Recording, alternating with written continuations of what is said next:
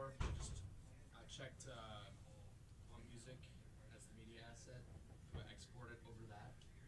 No, that's the Tech Gumbo bump music. You want the cup of Tech Gumbo open. Okay. I didn't know how to find it. It's right there, but I don't know what the. Yeah, I don't know that either. I don't know how to do I have to? I forget what the menu is, but isn't there a thing where it's just like a bunch of. Plan on Adobe for today, and we'll get it. We'll get it later. Ding! We're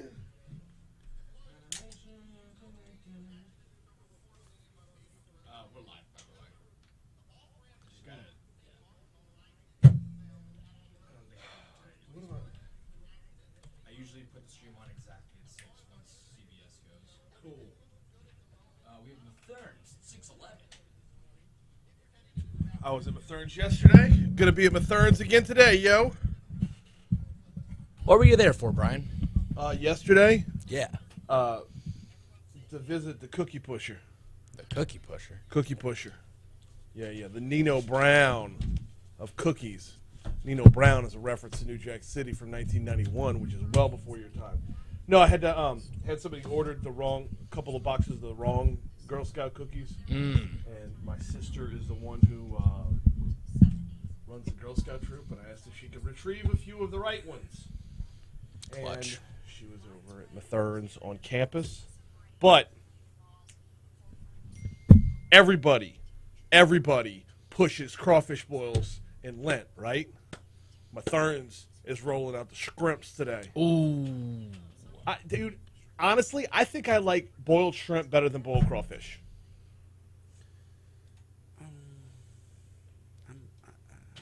I don't know, right? It's a tough one.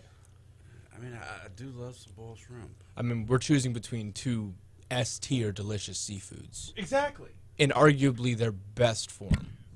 Not arguably. Their best form. There is no better form. Well, for crawfish now. For shrimp either.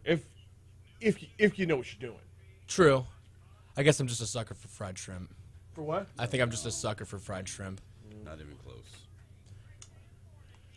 Frying shrimp is like chicken frying a steak. Why would you do that to something so wonderful? Sorry, I guess I'm a casual. You're from Texas. I am from Texas. Wait, do what? He's from Texas. Yeah, right? Hey, if you want to start talking about briskets, we'll talk about that. Has no idea what he's in for either. Even what he introed as we were coming in on the intro, no idea what he's in for. Hey, good morning, everybody. 606 Talk 107.3 FM WBRP. Sorry we were already up and running on YouTube. I'm just going to flush the entire first segment because there's no way I'm not doing this. Morning. Brian here with you. Jake producing. We call it Mornings with Brian Haldane. Got a busy show for you this morning. Haggai Davis is going to be in for a cup of Tech Gumbo. Dr. Katie O'Neill at 7:15. We're almost to the 2-year anniversary of the Shutdowns. I mean, oh, what a journey it's been. And, oh, I can't wait for it to continue. We're what, like 6-7 days away from the first reporting of the next variant? 2 days away? March 13th. March 13th, you've got the next variant. No, not the next variant. Not March 13th was shutdown day. Oh, yeah. But the next variant. Sorry. And your mic wasn't on. But we'll dive in a second. Dr. Katie O'Neill from Our Lady of the Lake going to talk about, what a journey it's been over 2 years. Also this morning, Congress went ahead and spent $1.5 trillion yesterday. Not a dime of that for hurricane victims. We'll get into that at 7:40. In our 8 o'clock hour, synchronizing the red lights in Baton Rouge. Making them all red. No, just making sure they're all clicking at the same times or in sync. Now I'm going to have in sync stuck in my head. Fred Raidford and Cyndi Pennington are going to stop by. They handle that. And they had a little presentation on it yesterday. Looks like the end of 2023. We should be good to go in Baton Rouge. And then I'm looking forward to this one as well. Joe Weisenthal and Tracy Alloway, they host a podcast called Odd Lots. Ever heard of Odd Lots? All right. This is a little bit off the beaten path, but the show is known to do that from time to time. And now, here we go. Bloomberg's Joe Weisenthal and Tracy Alloway analyze the weird patterns, the complex issues, and the newest market crazes, especially important right now with the Russia-Ukraine conflict affecting the markets daily. They put out, 4 or 5 different episodes per week. And Odd Lots. It's a different look at the markets. It's a different way to look at the markets. I don't know if they're always accurate, but it's fun. It's fun. If you're a Moneyball guy, I'm a Moneyball guy. If you're a Moneyball guy, then it's your bag completely. Oh, I almost forgot. Adam Richman at 625. For those that don't know who Adam Richman is, you remember Man vs. Food? All right. Premise of Man vs. Food. Dude goes all around the country taking on food challenges. Like, you know how Fat Boy Pizza, they've got that 2-foot pizza challenge in 7 minutes or whatever? He would do that sort of thing. Eat insane amounts of food in incredibly short periods of time. Or eat unbelievably, like, melt your face off like you just saw the Ark of the Covenant hot type foods. He's in season 3 of the Foods That Built America. I think that's the name of the show. But he's got a new show called Adam Eats the 80s. And I got to talk to him yesterday. Yeah, the Foods That Built America. Anyway, it's on the History Channel. And I got to talk to Adam yesterday. That'll play back for you at 6:25 this morning. Speaking of food, as I started off the show by saying he has no idea what he's in for. As we were in news at the top of the hour, me and Jake and Haggai were discussing which is better, boiled crawfish or boiled shrimp. I'm of the opinion, and I don't know why. But I'm going to sway back and forth on this. I like boiled shrimp better. There, I said it. Hot take right there. I like boiled shrimp better. And you know what? I'm going to put this out as a poll question. First of all, if you're watching us on YouTube, just post up. Boiled crawfish, boiled shrimp. Which one do you like better? It's Lent. Crawfish boiling season. Everybody's boiling crawfish darn near every weekend. And that's why I was throwing out there because, hey, if boiled shrimp are available, get me in line for that one. But one of the things Jake had said was arguably the best form of both. Is that how you... I misspoke. No. Don't retract now that we're on the air. Stand in your wrongness and be wrong. How did you say it? It started with arguably. See, the thing is... No. The audience is brand new to this. So this was all off the air. I said arguably, yes. Arguably the best form of both. Yes. And the reason for that was you also said fried shrimp should be in the conversation. I did not say that. You're misquoting me. I said I do like fried shrimp as well. Okay. I did not say it should be in the conversation. There's no chance that fried shrimp is the best form of shrimp. I'm just saying I enjoy fried shrimp. No, everybody enjoys fried shrimp. I'm just saying there are, like you said, there are tiers. Yes. There are tiers to this. Boiled shrimp, boiled crawfish, that's the top. Yeah, that's S tier. Crabs as well. Yeah. Close the book after that. Yeah. And then you could start ranking everything else, but those three, those are your Cooperstown. No, I agree with that. But out of that discussion, the original one you posted, yeah, boiled crawfish for me. Okay. Haggai? I'm going to say crawfish over shrimp. Wow. I did not realize I'd be in the minority this quickly. Indeed. Okay. All right. We're going to explore this as the show wears on. Oh, look at the clock. All right. We got a lot of sports to cover, so I got to break now. When we come back from that break, LSU men's basketball got a win yesterday. Boy, they started salty. Wonder why. Baseball's at it this afternoon or this noon. Softball's pushing back to tomorrow. We got a whole lot to cover. Before we take that break, though, hey, hashtag segue. How about some boiled shrimp? Everybody's boiling crawfish right now, but if you're in the mood for a little boiled shrimp, how about swinging by Mathern's today? Nicholson Gateway Shopping Center right across the street from Tiger Stadium. In fact, if you're cutting out early from work and since LSU moved up their ball game, cutting out early from work, you don't know what to do to put together a tailgate for a noon first pitch, swing by Mathern's, boiled shrimp. Get it done. They're on Nicholson Gateway Shopping Center right across the street from Tiger Stadium. You will also find them downtown on 3rd Street. Next week, they'll have crawfish. This week, boiled shrimp. Mathern's, they've got you full-service grocery store as well, but they got you covered for boiled shrimp throughout Lent.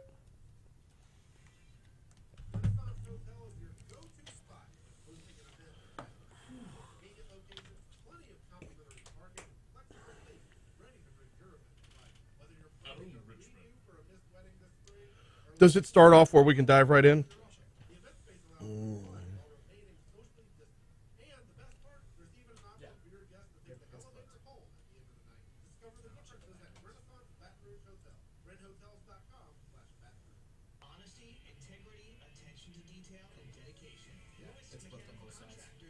Okay.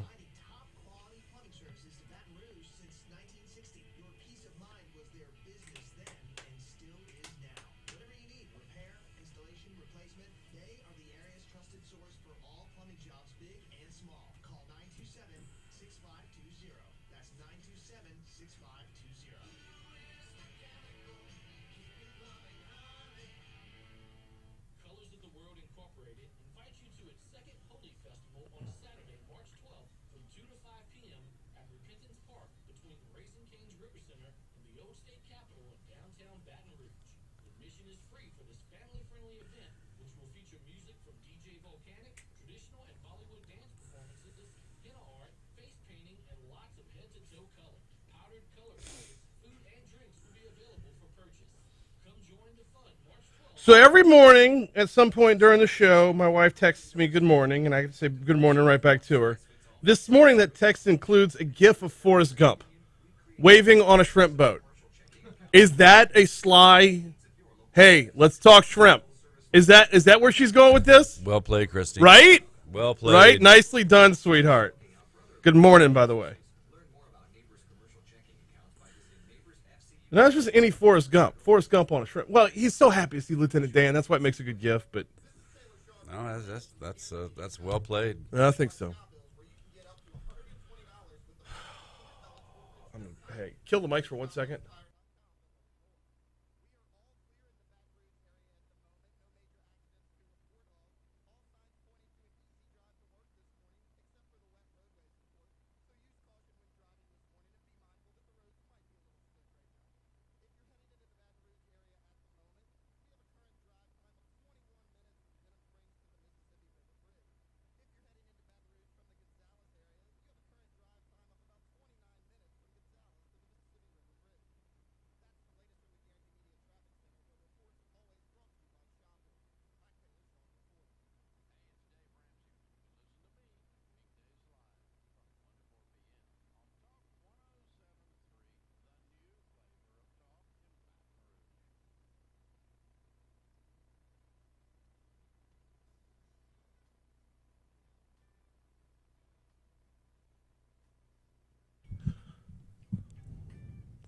.616 Talk 107.3 FM WBRP.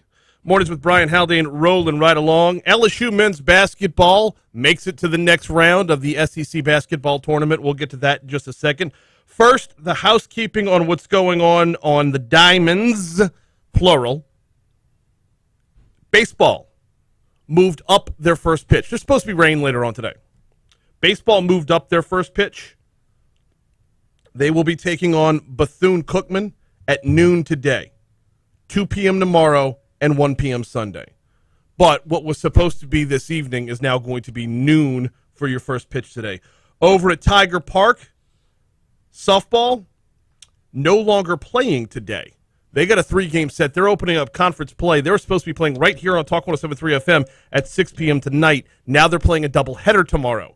So softball hosting Alabama, 1 p.m. and 4 p.m. tomorrow, and then they'll have 2 p.m. on Sunday as well. Now, to men's basketball. Following LSU's 76-68 victory in the SEC tournament, Tiger head coach Will Wade was asked about the notice of allegations regarding violations in his program. Wade gave a strong no comment, but a little bit of foreshadowing. We hadn't been able to comment on it since everything started, and I certainly look forward to commenting when it's all over. But until then, I will say this. When stuff's swirling around, you got to narrow your focus. And so you can't worry about everything that's going on around. You got to narrow your focus. We're here to play basketball. Whatever's going on doesn't affect anybody on our team. Wade says his team is focused on winning basketball games and nothing, and I mean nothing other than that. We're here to play basketball. They're focused on basketball. We talked about narrowing our focus to basketball, which we did. Have you seen it yet, the NOA? I can't comment on anything having to do with the investigation.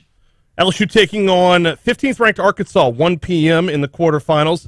Arkansas only a 2-point favorite in this game, which is a little bit weird considering that Arkansas has handled LSU pretty well so far this year.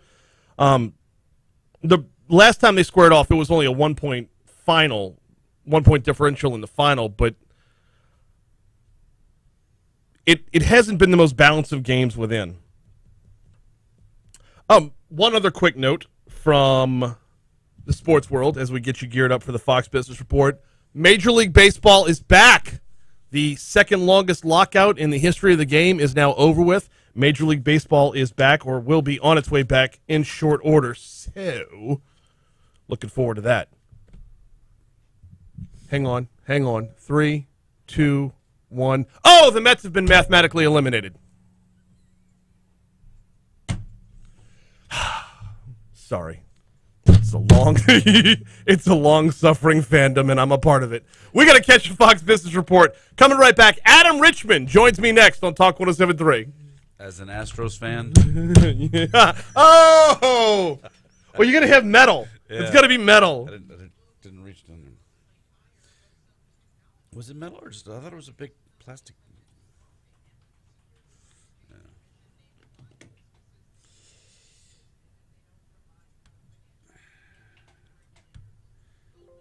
I was trying to see last night. Did they say how long the contract is for? For what? The Major League contract. Oh, I don't know. All I know is Like, it's back. I didn't click the article. I just read the tweet. I did click into a couple of them last night, but they didn't say. There were some highlights of what was in the contract, but just not how long. So I know full well my wife's vote is for crawfish, which is why the shrimp boat thing was funny. From the inside out. So.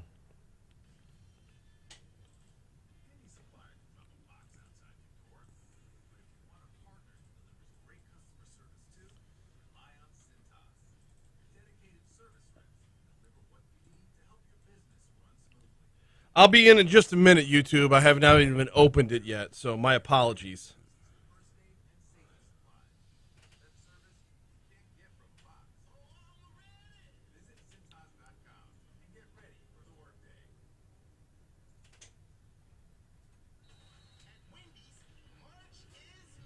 So they're going to 12 teams in the playoffs in baseball, and the universal designated hitter. I'll give in. That's fine. Well, It was only a matter of time. Yeah, it's done. No more pitchers coming up to just Honestly, out. would you have a better game if baseball were more like football and you had offense and defense? No. All right. It would be physically impossible in basketball. Transition game's too much of the game. But baseball, you have natural breaks in the action where you can pull guys off the field and put guys on. Also, and I would swear by this, open substitution. That's the one thing about baseball.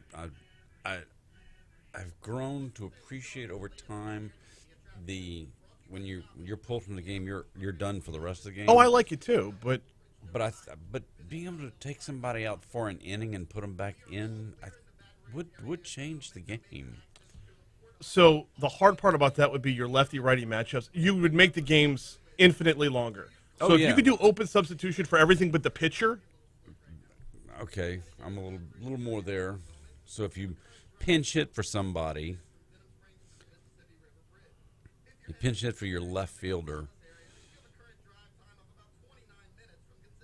So if you can substitute a batter, but not pull him out of the defense.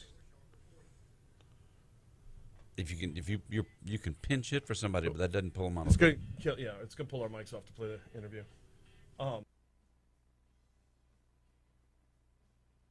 Super pumped about this next guest. You might know him from Well, from his show on the History Channel, The Foods That Built America, which was it returned very recently, you might also remember him from Man vs. Food. Well, let me tell you all about Adam Eats the 80s on the History Channel as well. Adam Richman, welcome aboard. How are you, man? Thanks for having me. Glad to have you on. Before we dive into your a little bit about what you've done in TV, let's start with Adam Eats the 80s, because this concept is phenomenal to me. I often forget how much just the world of food changed within that one decade. Absolutely. And major innovations were made as well.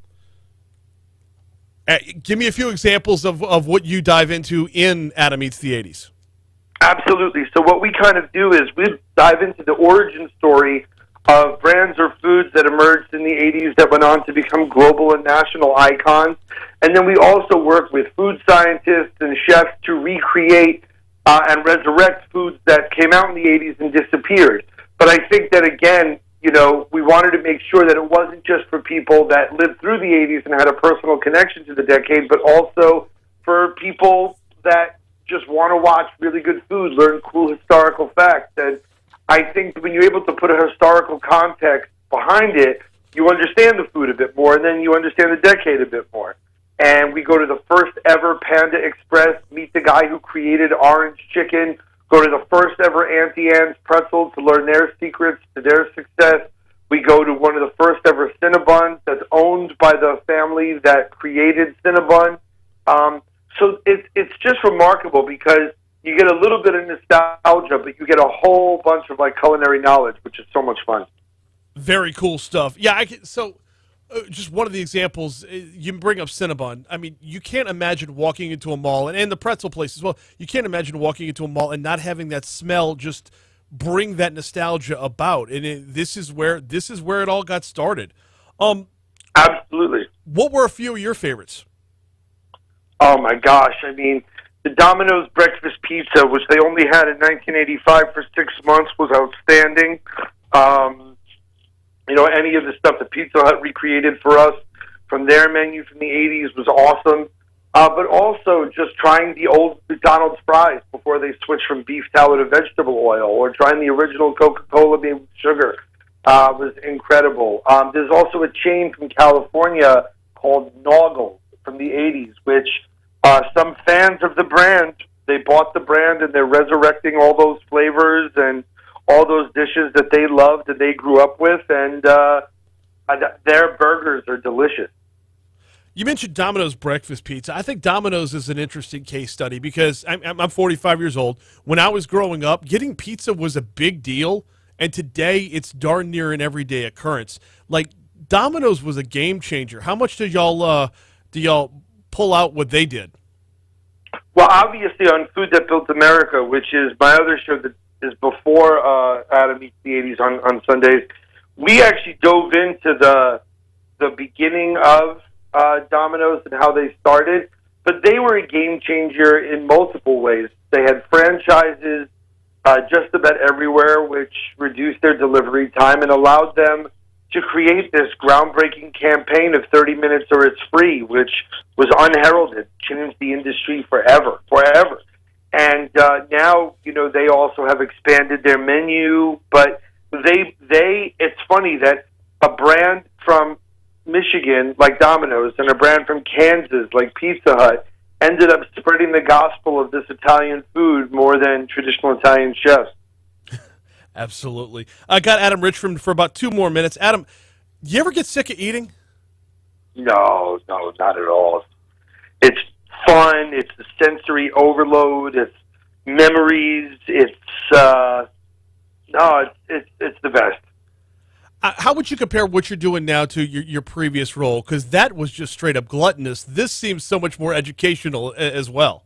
I mean, I guess I never really saw it as just gluttony because I was, profiling independent businesses, giving people locations to try when they were in different cities.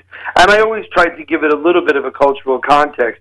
Here, being able to just switch that for a historical context and being able to touch back on one of the most formative decades, not just for the nation, but for me personally, that was a real treat. And getting to sample, see, and taste things that I haven't tried in 30, 40 years, that's pretty awesome. It's a celebration of food throughout your career as well, which I love the take. I love the concept, and Adam Eats the 80s is going to be super duper fun as well. One other quick note before I get you out of here. I was reading up on your bio a little bit. In June of 2020, you became a shareholder in an English football club. What's it like being a professional sports owner? Well, owner, I don't think. I wish I could say, I have like the cool box and the supermodel on my arm, and speeding away in a Maserati. The truth of the matter is, it's just really cool to think as an American fan of a sport that defines, your life in another country. To feel I have a foothold and I have a personal connection to this club in this little town that I've never been to, quite frankly, is just amazing. And it's sort of the beauty of the beautiful game, that much like food, it's this language that the world speaks, and I get to be a conduit of it. Adam Eats the 80s is on Sunday nights on the History Channel, teamed up with the foods that built America. Adam Richman, I've been a big fan for a long time, man. I love what you do. Keep it up. Thank you, my brother. 630 Talk 107.3 FM, WBRP. That was fun to get caught up with Adam a little bit. And honestly, so if you ever followed Man vs. Food, it was gluttony on parade. I mean, it was the genesis behind the question of, do you ever get tired of eating? He would go and just take on food challenges and consume vulgar amounts of food. And if you've seen him lately, he lost a ton of weight. Kind of like I lost a lot of weight. No, I think Adam lost more than me. I don't, however, think Adam took advantage of the folks over at Go Slim Nutrition. Blue Bonnet at Perkins, right next door to Rouse's. 763-9600 is the phone number. The countdown to summer is on, y'all. Unofficially, Memorial Day, right? Officially a couple weeks after that. The countdown to summer is on. If you want to lose a few pounds before summertime, you can legitimately lose 25 pounds between now and the start of summer, and it would not be difficult. Go Slim Nutrition, GEAUXSlimBR.com. They've got Jumpstart programs available. They've got 6-week trials available. Go Slim BR. Oh. Matt Kennedy says that was a cool interview.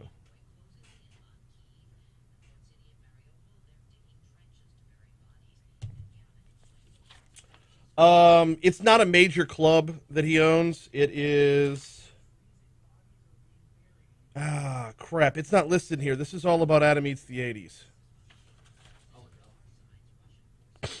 Yeah, go to his Wikipedia. It mentions it on his Wikipedia. That's where I learned about it.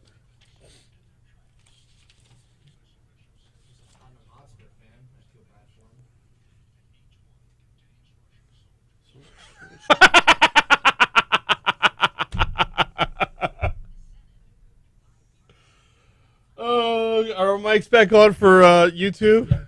Okay. My Obi-Wan, my mentor, Matt Kennedy, said, my former co-host, Matt Kennedy says, I found a place that has gas for $1.39. I'm sorry, what? Matt Kennedy says, I found a place that has gas for $1.39. Taco Bell? Yes!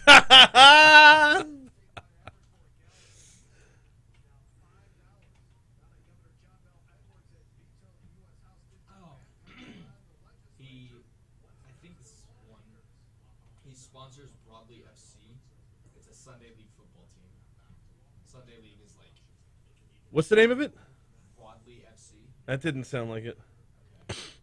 Yeah, it'd be weird if he was making note of the fact that he was sponsoring a Sunday league team, because that's like a pickup team. Yeah. Do you own a soccer team?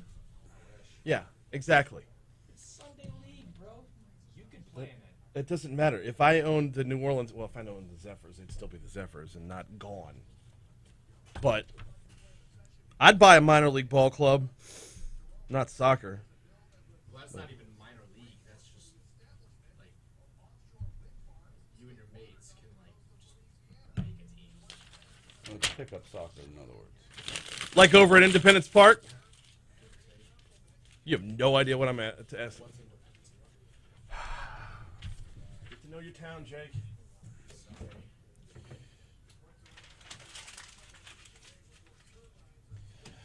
Yes, Jake, even I knew that reference. But then again, I've been in Baton Rouge for 50 years. So. All right. Have you had to go to the DMV since living in Baton Rouge? Yes, I have. Okay. So, right across from the DMV is a big rec park with a ton of soccer fields, right by the Goodwood Library. That's Independence Park. Gotcha. They have what I assume is very high-level soccer played there all the time. Dudes like wearing the uniforms of the countries that they're originally from. Food trucks all over the damn place. If your kid plays in any kind of like soccer league, Baton Rouge soccer or whatever, and they have practice there during the week, you will know how much beer is consumed over the previous weekend because the bottle caps and broken bottles sometimes are all over the damn ground. They still is with everything going on Burbank soccer fields. I ain't going to Burbank. I didn't know there was any soccer left in Baton Rouge Absolutely. because those All week long, yeah. the Blue Bonnet fields are full. I mean, packed 7 days a week. Mm-hmm. Yeah. I guess soccer really just has grown that much. It's gotten a lot bigger with my generation. Yeah. The You young children love it.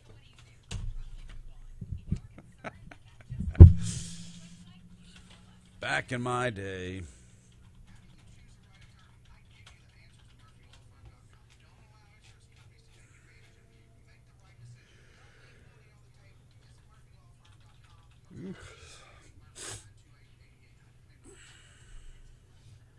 So far this week, I've had to drive to Shreveport and back and Slidell and back.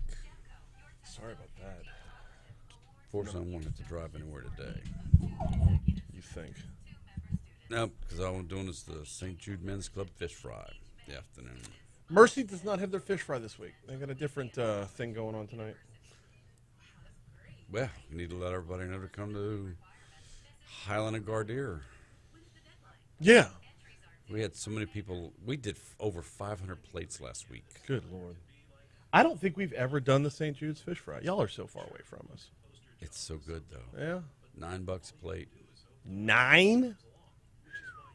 That'd be good. Y'all high end over on Highland. St. George is 14. I ain't going out to St. George either. I mean, at a certain point, you have to say it's fish. If I'm going to St. George, I'm going to go 3 more blocks to Middendorf's.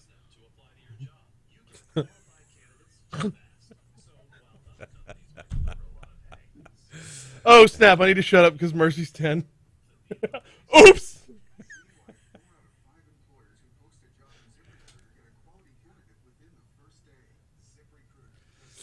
Last year when we were doing our, because we did the fish fry every Friday last year, and a lot of the other parishes didn't do any at all, and Yeah. so we had people from Mercy, from Alloway to St. George that were all coming, and everybody talked about how much better our fish was than their parish. I mean, yeah, they're going to say that to you. But they're still coming. We had ours last year. I think we did. You only did it like 2 To go. times. You did Well, it- so there's one week there's a big appreciation dinner for St. Vincent de Paul, I think, or the bishop does something. I don't know. But there's 1 or 2 weeks where we can't because the pack is taken. The Parish Activity Center. All right.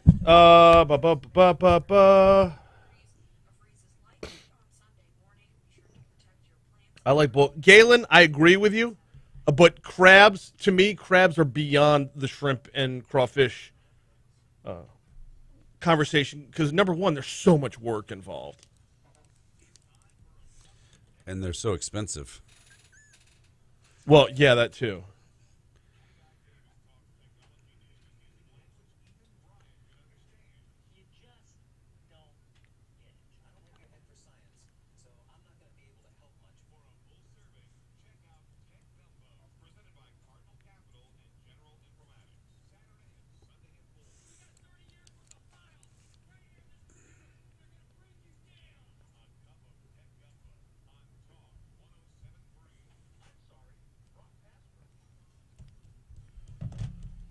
.638, Talk 107.3 FM, WBRP. Time for a cup of tech gumbo. Time to welcome in Haggai Davis. Haggai, what's happening, man? I'm so excited, Brian. Because? Great week. Yes. Tech Gumbo is really going to be awesome this week. So y'all are kind of all over the place this week. Looking through the rundown, I want to get into facial recognition in our next segment. Actually, before we get started though, during that last segment, Adam Richman, you were a little bit unfamiliar with his work. You've never seen Man vs. Food? No. Okay. It was disgusting. Beautiful, but disgusting. But this show, Adam Eats the 80s, I got to ask, can you imagine, the first time somebody walked into a mall, the first time a Cinnabon was there? Think about that. Friday, it just smells like a mall, which, whatever that is. Saturday, it smells like a Cinnabon. I mean, that would be like walking into the chocolate room of Willy Wonka's factory. I've walked by and smelled the Cinnabons. I've never eaten Cinnabons. Yeah. So I don't know. Cinnabon's delicious. Well, same with the pretzels. The pretzel, the aroma of the pretzel and whatnot. Great American Cookie. Now there you go. I've loaded another, down on but those. anything freshly baked like that, I don't know. It sounds like a super fun show. Hey, from the 80s, what food that disappeared after the 80s would you like to bring back? Ooh, I think I stumped him. What food disappeared from the 80s? Yeah, I mean, look, so he ran down the original Coke recipe. McDonald's used to cook their fries in something different. Beef, I don't remember what the other word. Fat? I guess that's what it was. But yeah, they used to cook their fries in something different, and apparently it tasted completely differently. And Adam had a chef come in and do it the old way, and I don't know. It sounds like a fun show. All right, bring back Crystal Pepsi, by the way, but that's technically from the 90s. Yeah, Crystal Pepsi was so gross. So, we've got a lot of ground to cover here. Yes. Steve Wozniak's getting into a new business. He's Sanford and Son of the space. So a couple of weeks ago, the Army, the Air Force, whoever had put out an RFP basically said, hey, look, we got a lot of space junk up there we need to get rid of. Anybody got any ideas? Just bring them to us. Let's see if we can't get rid of, because we got a lot of, there's been almost 40,000 satellites launched over the past 50 years. And there's a lot of crap floating around. A lot of it has deorbited and burnt up on re-entry, but there's still a lot still floating around. Yeah. So they said, hey, and Wozniak, he kind of took the bait. And there's a professor at the University of Texas that has been researching this stuff, and the two of them have hooked up, and now they've created a company that's going to go out and try and figure out how to get some of that space junk flying around at 17,500 miles an hour out of space. You often forget it's moving. It's not just up there. It's not just sitting there floating. It's not like when you're driving through a neighborhood, you see somebody lift a toilet out on the side of the road. It is moving very fast, but if you can redirect it just downward a little bit, gravity will take over from there. Okay. So you're not having to fully catch it. Right. If you can just change its direction a half a degree over the next, because it's making a lap around the Earth, 9-10 times a day kind of thing. And so it's all it takes is just a little nudge of any sort to get it going and burn up on reentry. So he wants it to burn up. Oh, yeah. He's not retrieving this. No. He's not trying to I'm not going to find this on Facebook Marketplace. No. He's not going up there catching something and bringing it back like you saw in James Bond movies or something. Well, it feels remarkably wasteful. This is valuable metal, right? Well, he's trying to prevent the Kessler effect. Kessler was an astrophysicist who said that when one satellite slams into another and creates this big, shotgun effect, a spray of debris floating around, it's going to start knocking out other satellites and create a bigger debris field. And the Which bigger debris makes field, sense, yes. And so that at some point when all of these satellites destroy each other, we can't get a rocket into space anymore because there's too much junk flying around that will rip anything going into space to pieces. Right. That's the Kessler effect. And so what they're trying to do is stop that before it happens, because when the Kessler effect happens, there's no more GPS, there's no more satellite TV, there's no more, anything going on. There's no more satellites telling us what's going on with the weather. All of that stuff becomes additional space junk. So, yeah, and yes, we all want to avoid that, but it's what do you do in avoiding it? How do you go about avoiding that? Would it be that much more difficult to actually capture it? Well, that's what we're going to Moving find at out. 17,000 miles an hour. 17, yep. So it's interesting that if there's 40,000 pieces of junk up there, and Steve Wozniak's going to be the Fred Sanford of this, then I'd like to see the sidestep truck with the bed of it filled up with a bunch of satellites. Have the theme music playing. I mean, that'd be good. Absolutely. And not to be, one to ever miss a story, Elon Musk did jump out and say, hey, but none of the Starlink satellites are ever going to be space junk. Why? Because it's Elon Musk. Because our satellites have the technology built in to dodge and move and avoid collisions. Now, what happens when that technology becomes obsolete? Well, when you have just one piece of junk the size of a golf ball flying around at 17,500 miles an hour, how quickly are you going to dodge that? Can you track that 2-inch by 2-inch piece of metal that's going to come rip a hole through your satellite? Can you track something that small? I don't know. I mean, I know they're tracking all the space junk now that's big enough to be seen. Yeah. But you get one bolt that's fallen off of something and whipping around, that thing will rip through you, whatever. Exactly. All right, space junk, got to put a button in that for right now. Yeah, moving along. Because we've got a minute and a half. I got to introduce the topic now. We'll come back to it on the other side of the break. Whole Foods opens their first store with Amazon's Just Walk Out technology. Okay, am I being the curmudgeon here? Am I being the naysayer? There's no way this is going to be profitable. It has been working. No. Yes, the Amazon stores have been around for a couple of years now. All right, over on the West so Coast.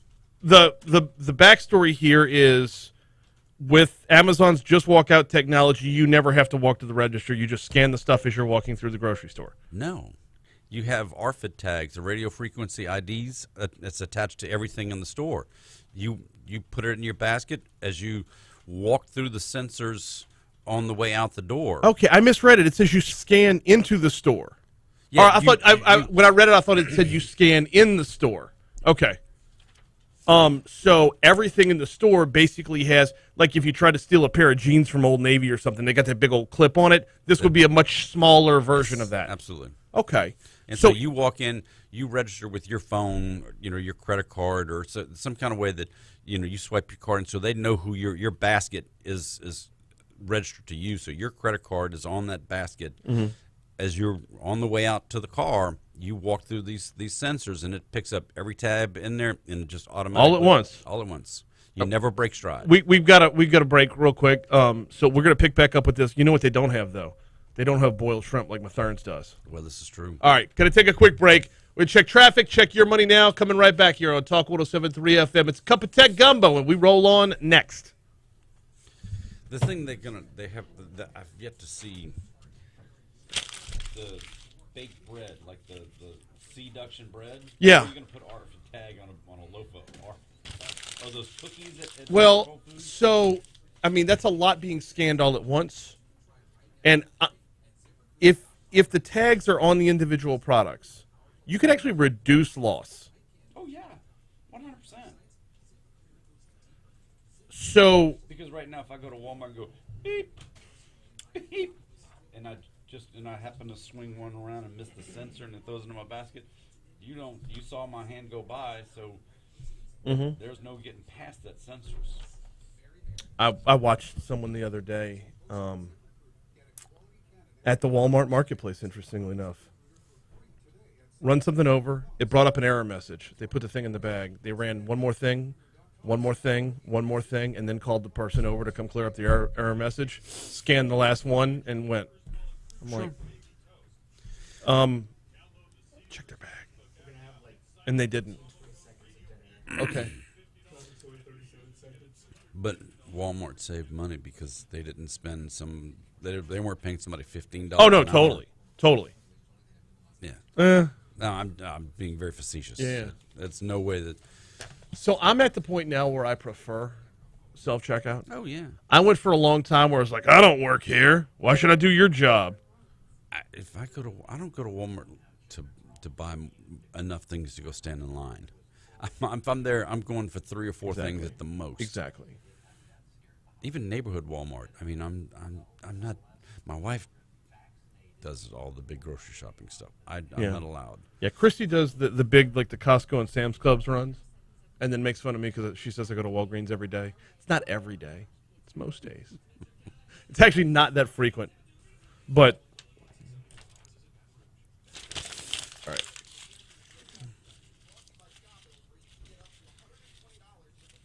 Yeah, this Whole Foods is opened just out in Washington, D.C. It's the first one, because they've been doing the Amazon stores this way, but now, because Amazon owns Whole Foods. Well, the tough end is going to be, well, you basically have to keep people out of the store if they're not scanning, if they're not registering themselves as they walk through the front door. Hang tight. That's where we're going to pick it up when we come back. Cup of Tech Gumbo will continue right after Your Money Now. Next hour, we'll have top stories of trending, and we'll have Dr. Catherine O'Neill from Our Lady of the Lake. The 2-year anniversary of the COVID shutdowns are this weekend, and as we spring forward, oddly enough. Here comes Your Money Now. We are still springing forward, right? Yes. The rectangular pizza from Little Caesars. Pizza. Pizza. I miss Mr. Gaddy's. That wasn't really an 80s thing as much as it was a 90s thing for me. Pasta Garden. Pasta. My favorite question that I asked of Adam during that interview, though, was like, remember, pizza used to be a big deal. Like, we were going for pizza. Like, it was a big deal. Because you should go to Pizza Hut. It Yes. was a big deal to go to Pizza Hut. Yes. But, like... Because you could play Pac-Man on the table. Yes. Yes. Instead you'd of have the like, stand-up. Right. And so, like, now you just stop and grab a pizza when you're doing nothing else. Or Shakey's Pizza. Condon talks about Shakey's Pizza all the time. I missed this entirely. I feel like there's a chapter of my life I'm never going to have because I've never been to a Shakey's Pizza. That was the West Bank, and that was in Gratna, Dorland. So, yeah, it's one of those ones where I'll give him crap all the time and be like, was it really that good, or are you just remembering it being that good? It was good. Like my 65-yard reception against Lutcher, which was really only 18 yards. You know. You look back over time, and it's like, damn. Catch, turn. So much smoother than it, I'm sure if there was video, There was video. I just haven't seen it in 27 years.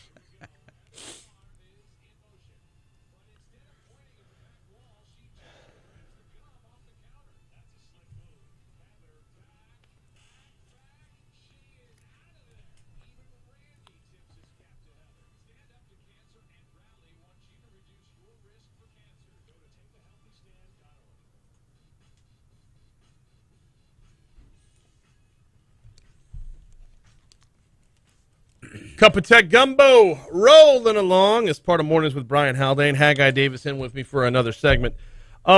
Haggai, this story about the Whole Foods opens their first store with Amazon's Just Walk Out technology. This actually, if everything in the store is tagged, you could really reduce loss, honestly. 100%. Okay, now, but I think the problem here is in order to be a shopper here, you've got to be in the game as well. You can't just like walk in off the street. I mean, does it make every store like a membership, like a Costco or Sam's? No, but when you walk in the door, you have to say, "Here's my credit card. You know, swipe me in," because you can't walk out with anything in your hands unless you've swiped in early. Mm-hmm. They may still have registers that if you, I'm not going to give you my credit card in advance. I'll go through a line and I'll do my own. You know, I'll do my self checkout. They may still have that. Just for the curmudgeons who don't like the convenience of having the scan technology, but don't know. I haven't been to one yet. So, yeah, I have so many more questions about it. I want to get to facial recognition, though. You had a couple stories about facial recognition in this week's Tech Gumbo. The first of which, the hidden role of facial recognition tech in many arrests. Yes, and with all due reference to the internationally Franz Borgard now, because we're not. Bro, he was on court TV for like 3 hours yesterday. Go Rouge coming up tonight at 6, which you'll actually get to hear because softball's got a doubleheader tomorrow. But I'm just bracing. It's going to be insufferable today. This is the Franz Borgard studio, isn't it? Well, if only. If he'll still come in. Well, there you go. Yeah. So, yes, facial recognition in criminal justice has been a problem because we've talked about this many times in the past, that facial recognition is technology created by a bunch of white guys who use them their own selves to teach the computers the artificial learning. Yeah. So it has facial recognition software has a difficult time recognizing women. It has a very difficult time recognizing black people, Latinos, Asians, but it can pick out white guys real easily because that's what it's been trained to do. And so you have these people who have been arrested because of facial recognition. That there was one guy, he was arrested for stealing a pair of socks at a TJ Maxx. Yeah. And well, if they'd have had the just walk out policy, he wouldn't have been arrested at all. but he was at the hospital at the time. Right.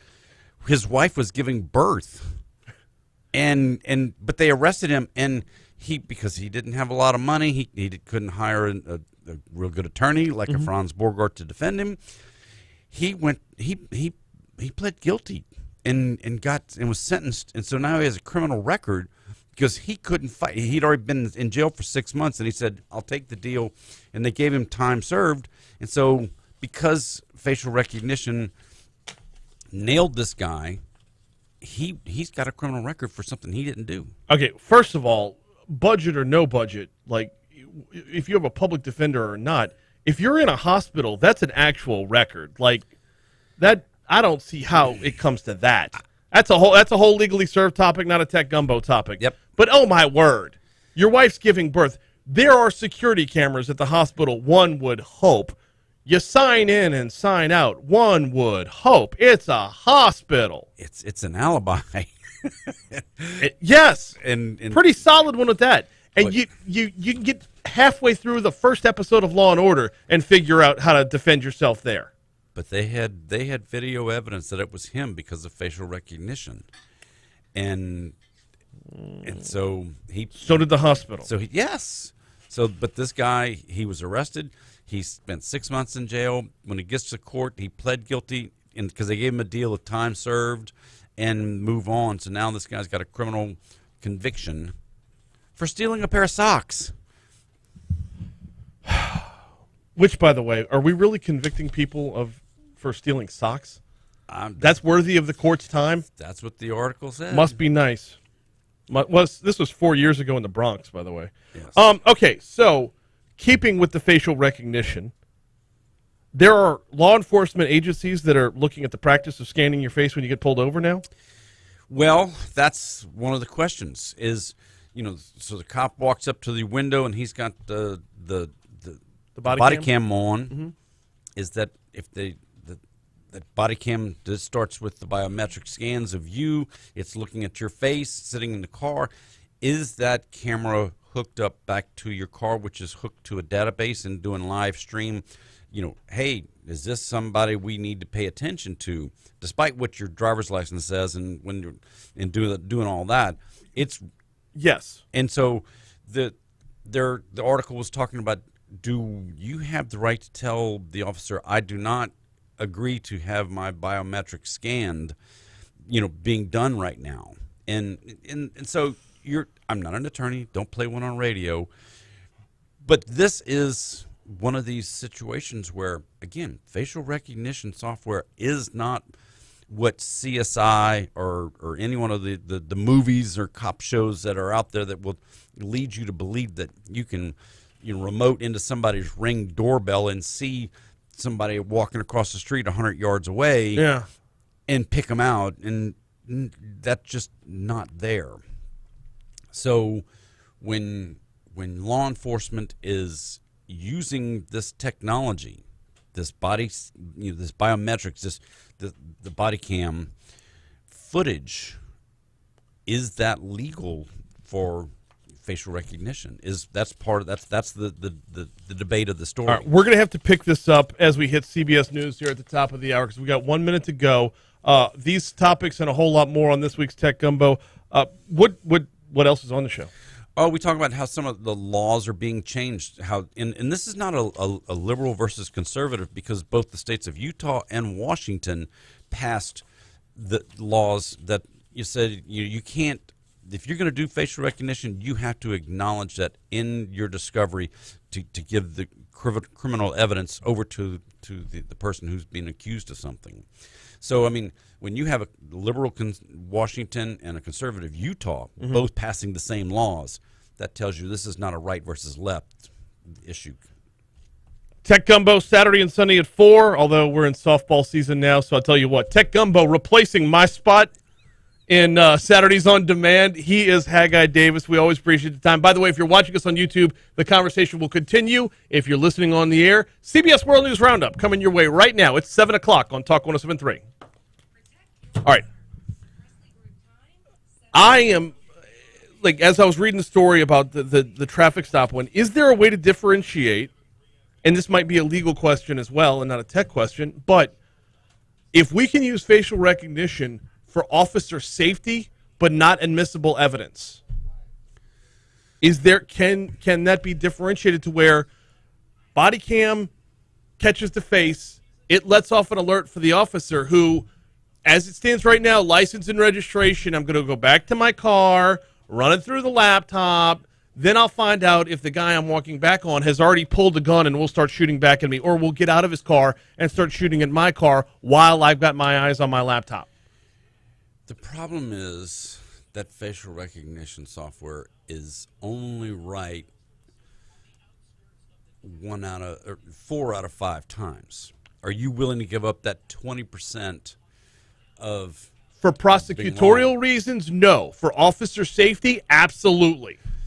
So, the one time you're pulled over, the 1 out of 5 times that facial recognition thinks you're the convicted criminal who's got 6 guns strapped to him right now, because the facial recognition just isn't as good as everyone thinks it is. Are you're that comfortable that when he walks up with a gun pointed at you and pulls you out, pistol whips you, handcuffs you, takes you to jail? Whoa! You're assuming the officer is going to take it to the level of pistol whipping you.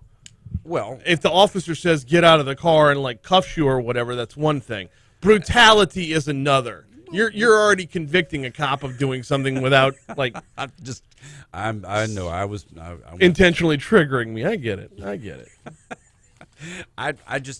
I'm very, very leery of facial recognition software at the current state. Look, this is getting better and better. The technology is being refined. AI is improving and improving and improving as we go.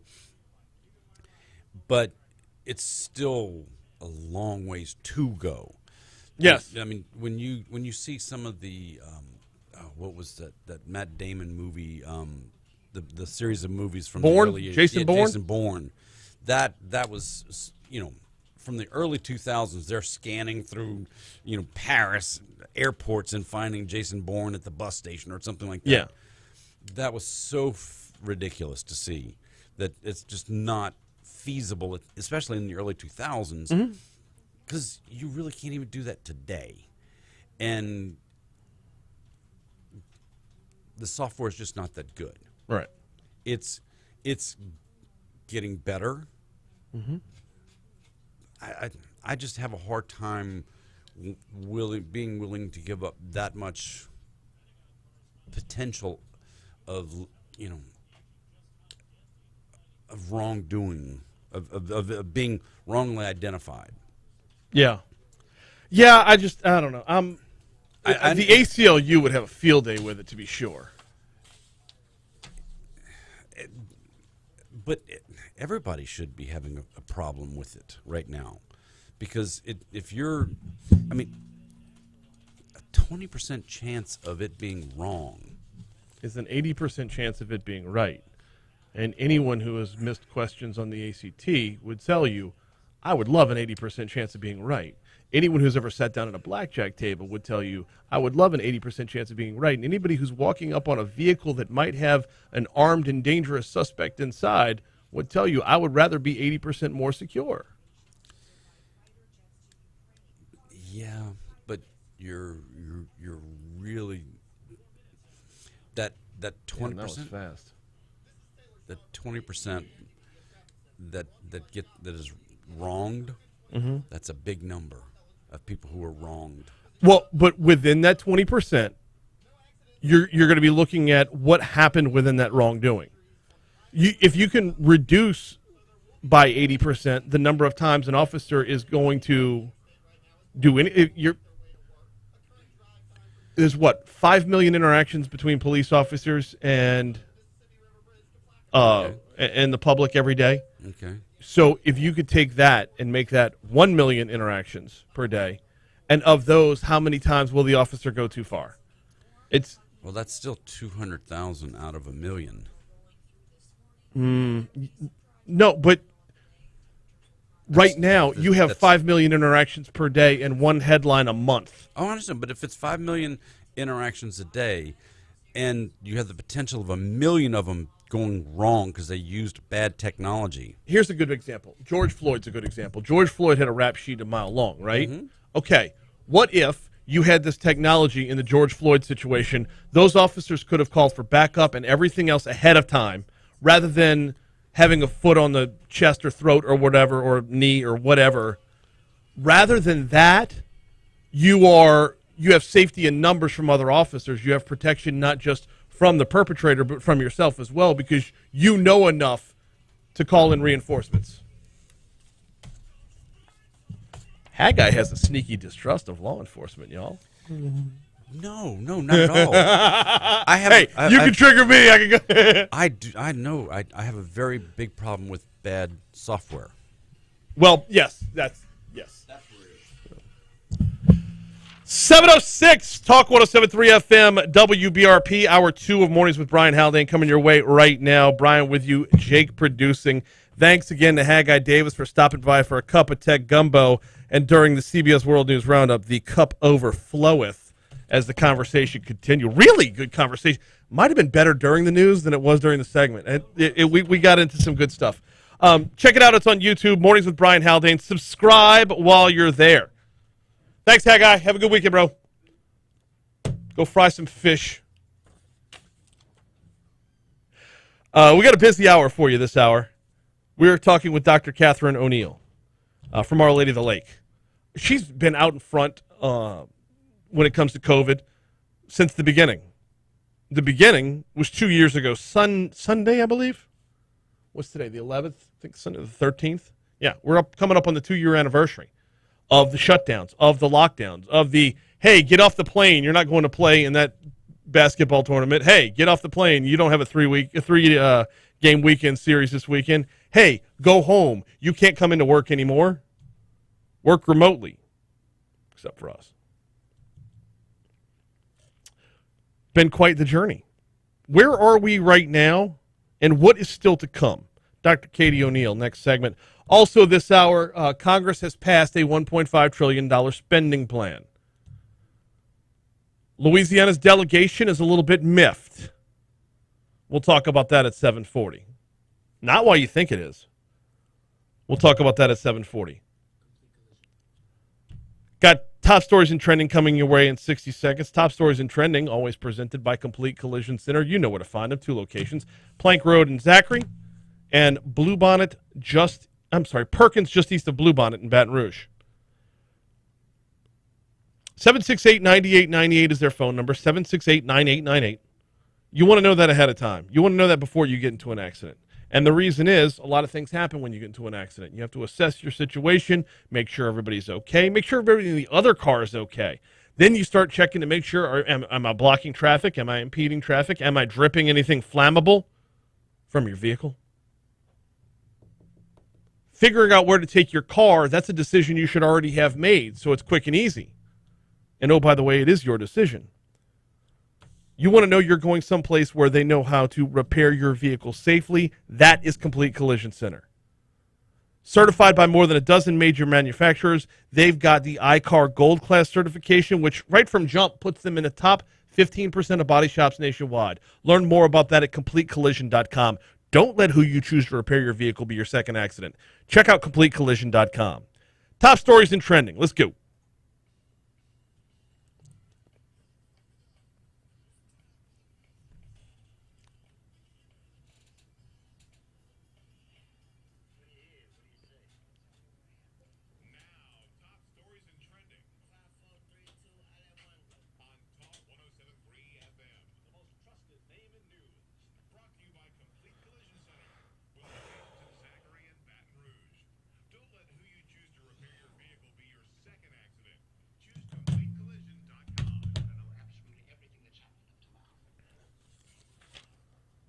Baker's fire chief allegedly stole $22,000 in a payroll fraud scheme. The head of the Baker Fire Department arrested yesterday morning after a months-long fraud investigation revealed he stole thousands of dollars. Louisiana State Police said the investigation began back in October and ultimately uncovered that Chief Christopher Hunt manipulated the department's payroll system so he was paid for hours he never worked. Arrest records said Hunt claimed more than 370 hours of overtime at a rate of nearly $60 per hour. Bro, can I apply for that gig? The total amount stolen came out to nearly $22,300. By the way, Hunt was released on bond Thursday at around 8 p.m. More frustration about the Comite Diversion Canal.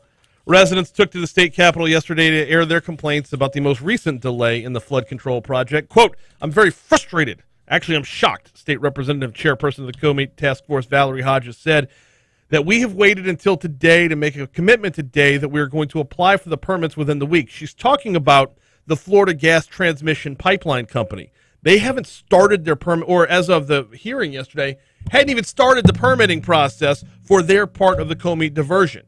Valerie was on with us earlier in the week. She talked about this delay and how hopefully it's the last bump in the road. She also talked about how there's a lot of work being done around it to where they don't have to stop, wait, and then start up again. The task force was hoping to have the canal finished sometime next year, but this latest delay could push things back to 2024. A man was arrested Thursday for his involvement in a shooting on Plank Road last month. BRPD worked with the U.S. Marshals Fugitive Task Force to arrest 29-year-old Wesley Turner for a shooting that happened Saturday, February 19th at a grocery store on Plank Road. Turner was booked into the East Baton Rouge Parish Prison. He faces charges of attempted second-degree murder, illegal use of a weapon, felon in possession of a firearm, possession of a stolen firearm, and possession of Schedule II drugs. Oh, wow, more than that. Hang on. Possession of a firearm with controlled dangerous substances, and possession with intent to distribute marijuana. I stopped his laundry list a little bit too soon. A homeless man accused of breaking into a 75-year-old Baton Rouge woman's house and sexually assaulting her at knife point was indicted Thursday on a rape charge that could send him to prison for the rest of his life.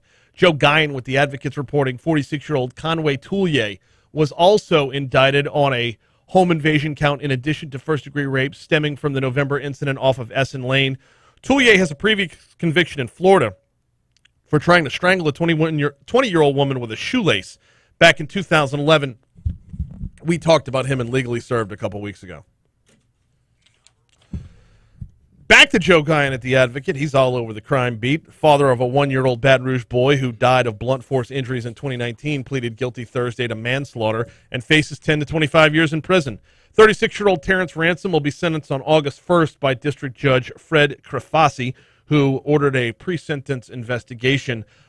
Ransom was scheduled to stand trial next week on a second-degree murder charge, a conviction which would have carried a mandatory life in prison term. Those are your top stories. Here is a look at what's trending this morning. Gas prices and where to find the cheapest gas prices. Our news partners over at WBRZ are tracking the lowest gas prices around. They're getting their info from GasBuddy.com. While the average price per gallon has eclipsed $4, there are still a few outliers that can keep a decent amount per tank in your pocket. Naturally, the membership clubs like Costco and Sam's Club are going to be at or near the cheapest around, but WBRZ has provided a few others that fall well below average, As of yesterday, the Shell station at 9818 Perkins Road was reporting $3.23 per gallon. It's like $1 under, right? Duck Roost Seafood in Gonzales was at $3.41 per gallon, but that was from a couple days ago. Also from yesterday, Seafood Corner on Airline in Gonzales was at $3.89 per gallon.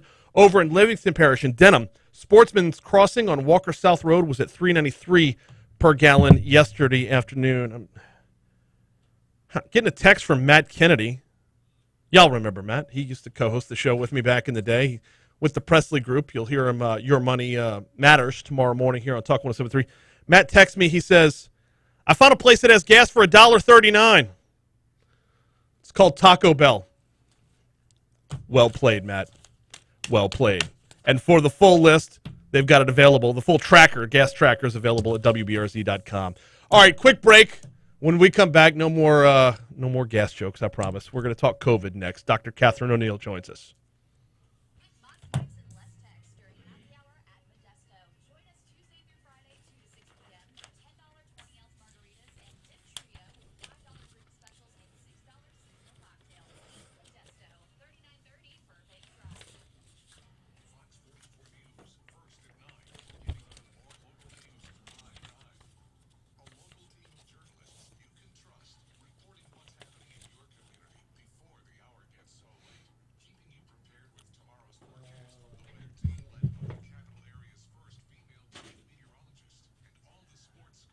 Okay.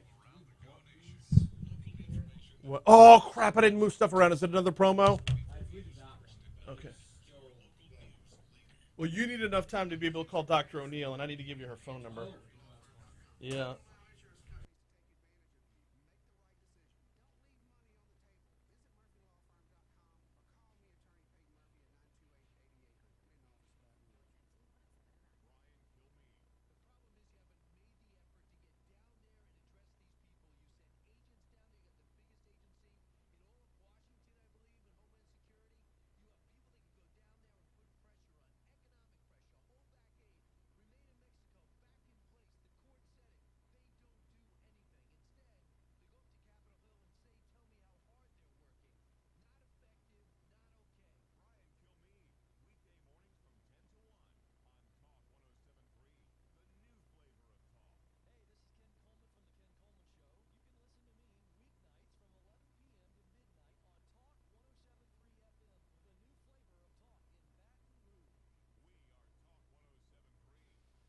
Joke.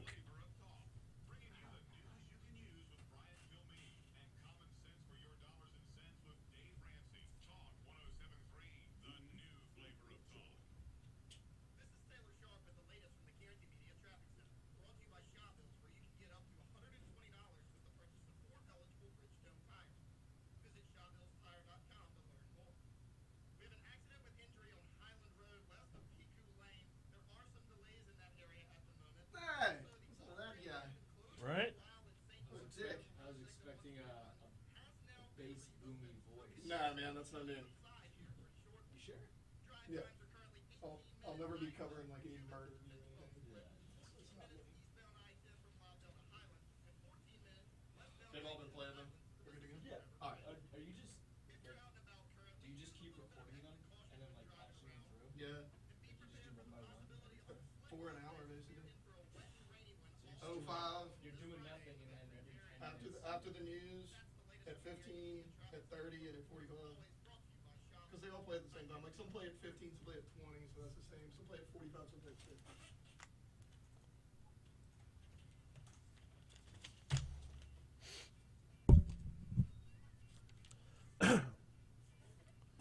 717 Talk 107.3 FM. Mornings with Brian Haldane, rolling right along. So, on this day, 2 years ago, the World Health Organization declared COVID-19 a pandemic. Sunday marks the anniversary of former President Trump declaring COVID-19 a national emergency. It also marks the 2-year anniversary of the travel ban on non-U.S. citizens traveling from Europe. 2-year anniversary of the pandemic. Joining us now to talk about this, Dr. Catherine O'Neill from Our Lady of the Lake. Dr. O'Neill, good morning. How are you? Good morning, Brian. I'm fine. How are you? Doing very, very well this morning. So, as we're coming up on the anniversary, I want to take a little bit of a look back, kind of I don't know, report card or Monday morning quarterback, whatever you want to call it. But I also want to take a look forward as well, because like Jason Voorhees, every time you think it's dead, it comes back for a sequel. Where are we now, and where are we headed? Where we are now is honestly in the best place we've been in the pandemic thus far, for two reasons. We have a low level of spread, which we've had in between each surge before, but right now we're in one, and that feels good. It feels hopeful. And when you look around our clinics and our hospital, we're diagnosing less people with COVID-19, which is exceptional. We're catching up on care, which we do in between each surge, making sure that people have what they need and are getting the surgeries and the care that they need. And we're focusing on long COVID because we keep accumulating more and more patients who are suffering from the previous infections that they've had.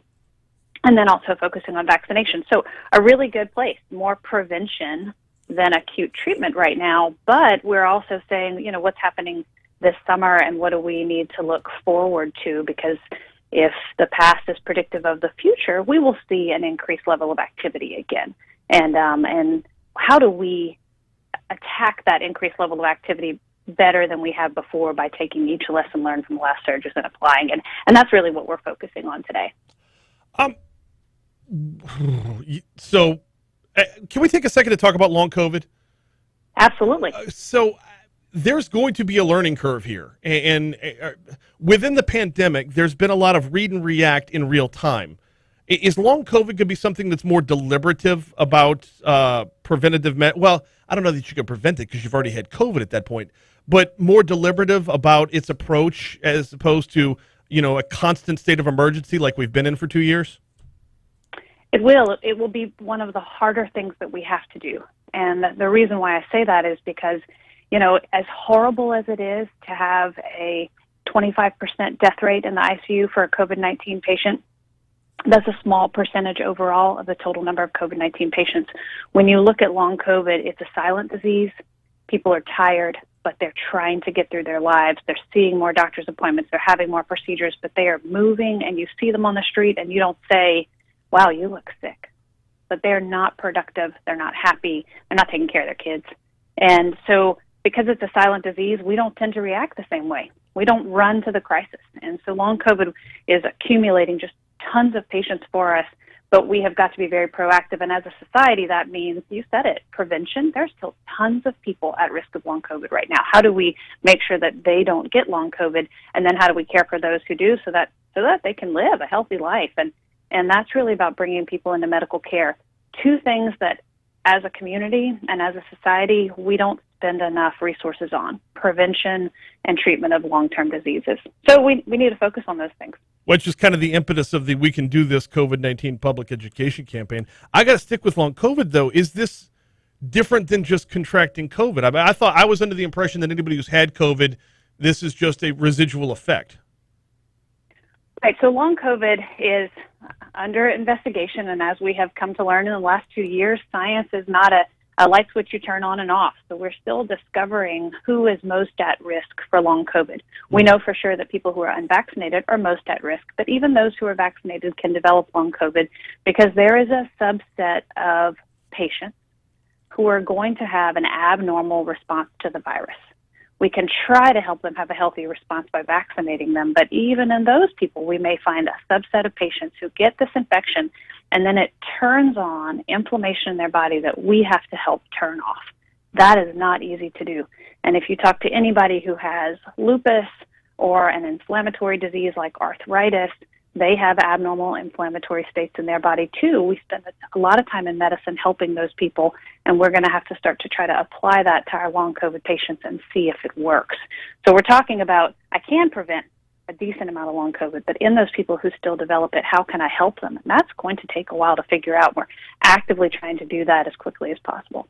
Got Dr. Katie O'Neill. We're talking about COVID. We're coming up on the 2-year anniversary of the travel ban. Sunday is marks the 2-year anniversary of, basically the shutdown is about the only way to put it. Actually, Doc, you know what? If the biggest symptom of long COVID is tired, How can you differentiate between that and regular life? I mean, as far as I'm concerned, I may have had it since 2014. It is so hard, right? And so in medicine, we talk about, is this affecting your ability to accomplish your daily work? And we've all been tired, and we've all been too stressed out, and we've all been so tired and working so hard that maybe we can't accomplish our daily work. But with a few days of rest, with a little bit of a break, we can be rejuvenated. In long COVID patients, they can't fold their laundry. I spoke to a mother yesterday who's still suffering from long COVID several months after having a very mild infection, something that she almost didn't notice.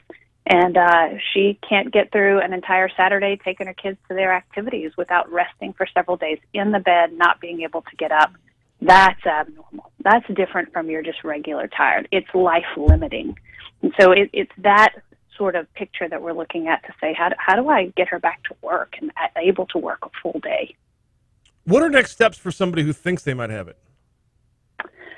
Definitely seeing your doctor. Harder, easier to say that than to actually do that. So many people in their 20s and 30s suffering from long COVID didn't have a doctor. Maybe they go to the dentist every once in a while. Maybe they see a primary care doctor if they're sick, but they don't establish routine care because they're not that sick from other things. So I think the first thing for everybody in our community is if you don't have a primary care doctor, you need one. And for the healthcare community, it's how do we make sure that we're available for that many more people. But you need a primary care doctor, somebody who's actually looking out for you. And then you need to reach out to them. Say, hey, I'm not feeling great. I want some baseline lab work. I want a physical exam. I want somebody to take a look at me and then talk to me about my life and help me figure out what's going on. We've got Dr. Katie O'Neill from Our Lady of the Lake talking about COVID as we approach the 2-year anniversary of the shutdown of the pandemic. All right, let's do a little Monday morning quarterbacking because a lot has transpired over 2 years, and not all of it has been batting 1,000. So what do you think were some of the biggest wins over the last 2 years as far as reaction to the pandemic is concerned? Oh, absolutely. The two biggest wins are our improvement in therapy for COVID. With just steroids alone within the first 30 days of seeing our first ICU patient with COVID, we had better therapy. And so just the dissemination of that information and the fight to find great drugs as quickly as possible. And then the prevention.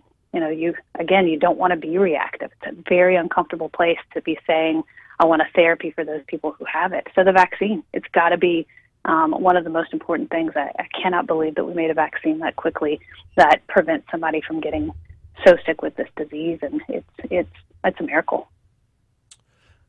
The next question, I don't want to phrase in terms of what would you have done differently along the last 2 years, but if we face another similar pandemic, how would you approach the next one differently? I don't know that it's achievable, but what I see as one of the things that I wish I could go back and try to figure out how to do it again is to better communicate.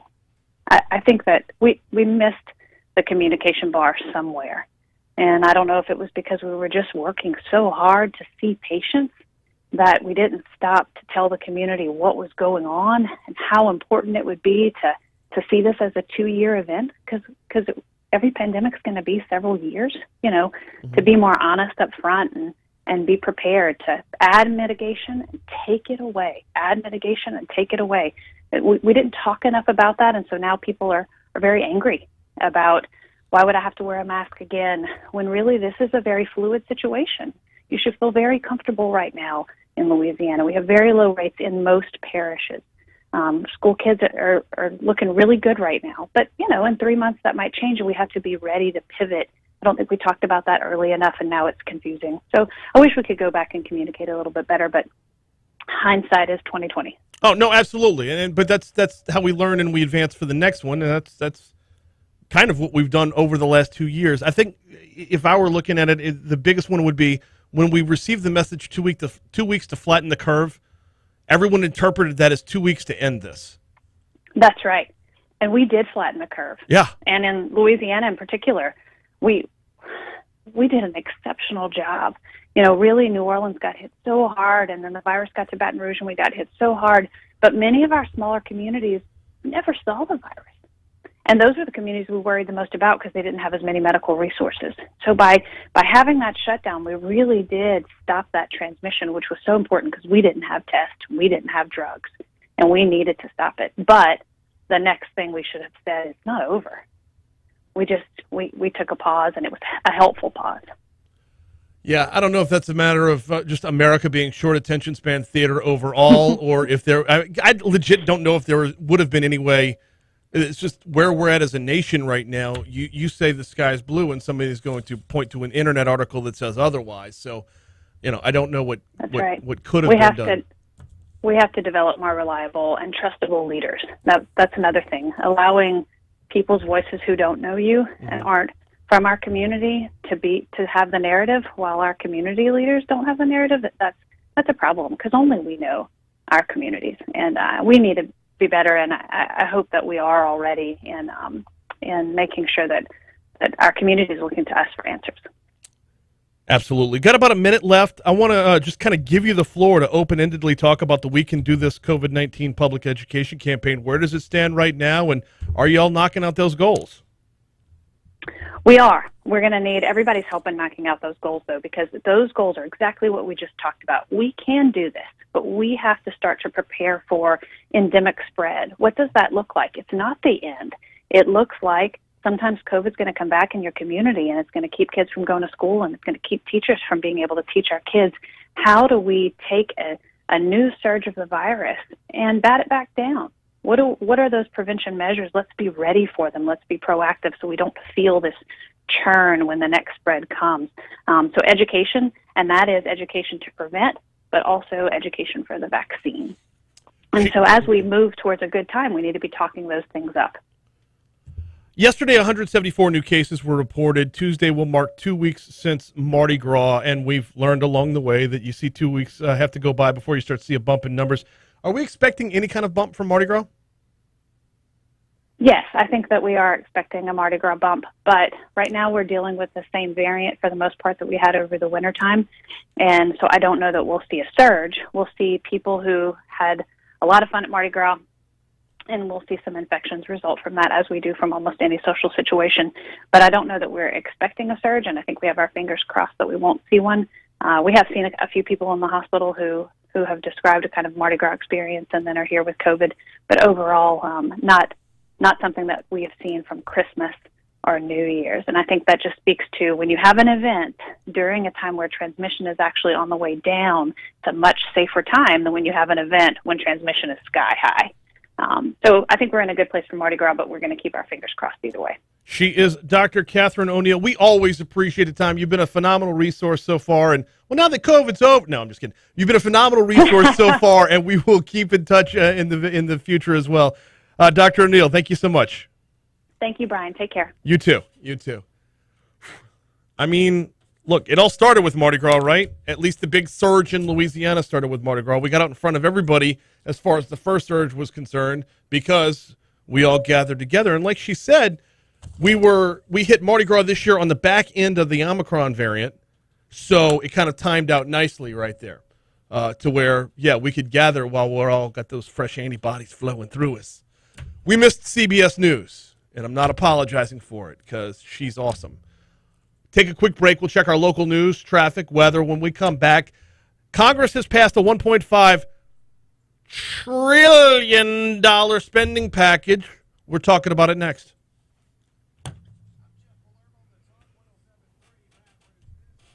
No, Galen. Oh, I'm going to push back on this one, Galen. Everyone interpreted 2 weeks as 2 weeks. Yes, absolutely. But everyone interpreted flattened as end. Flatten the curve did not mean end the pandemic. And they did a piss poor job of communicating that. But it didn't. It means when you flatten the curve, you flatten the curve. You don't end the pandemic. There's a huge difference. Huge. The thing I will always remember about this pandemic is being surprised at how bad so many Americans are at comparing risks. Elaborate, Byron. Yeah, okay, so wait, hang on. So if I'm going to push back on Galen, I got to give him props on the other end of his post. Even then, we knew there were high-risk groups, and those groups should receive heightened protection. I was kind of hoping she was going to go there when I asked that question. But there was no way she was going to open the door to, instead of shutting everyone down, ...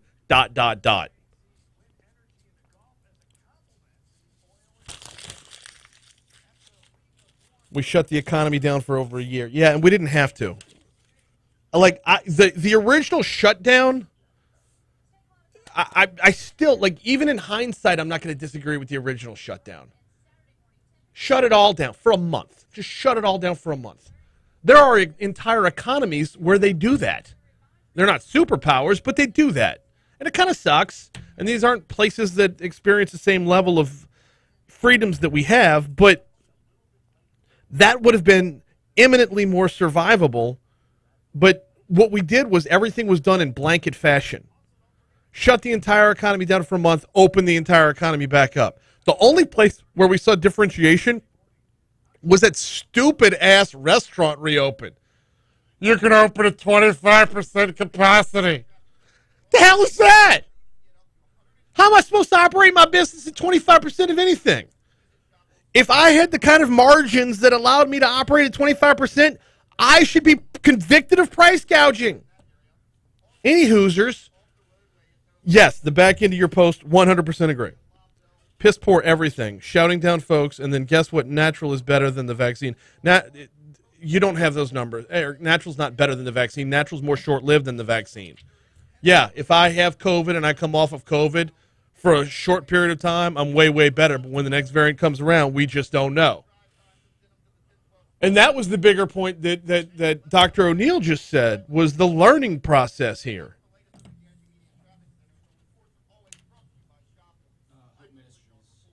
Yeah!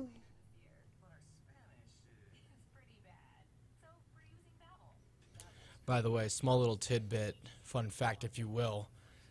When I was still in college, just before the pandemic hit, I actually applied for an internship to work here. And then, oh, really? And then my email back was everything shut down, so we're not accepting new applications. Yeah, we actually let go of all of our part-timers for a short time. Yeah. So, sense. makes I think we only brought back like 3 of them. Taylor included.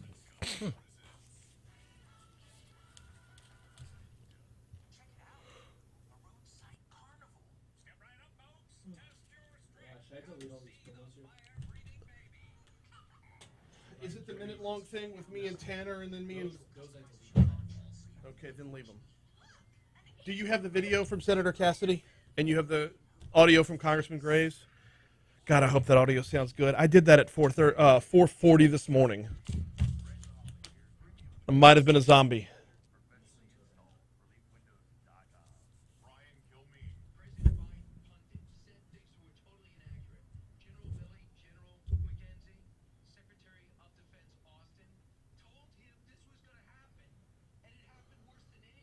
When multiple high-quality studies came out about the overall effectiveness and relative of the vaccine versus the much higher risks of contracting COVID, the decision to get vaccinated wins. So I agree with you totally, except for, I don't know, Byron. See, I get the number of people who said you've got a 99% survival rate, right? And these same people will move to an entirely different parish if there's one crime within their city, but that's neither here nor there. You've got a 99% survival rate. Those who are younger, healthier, in shape, at no risk at minimal risk, but yet scared of what comes out of a rushed process, what comes out of something that's actually called Operation Warp Speed. I get the hesitancy there. Nah, you wrong, bro. Well, just give me the numbers on it. Show me where any... I know, you can't trust the government, right? But show me where any kind of reputable scientific outfit has shown me this. Good thing Fauci's off the TV right now. It's going to be audio first and then video. Sorry, I probably should have prefaced that. Good thing Fauci's off the TV. Eric, amen. Oh, my word. Yes.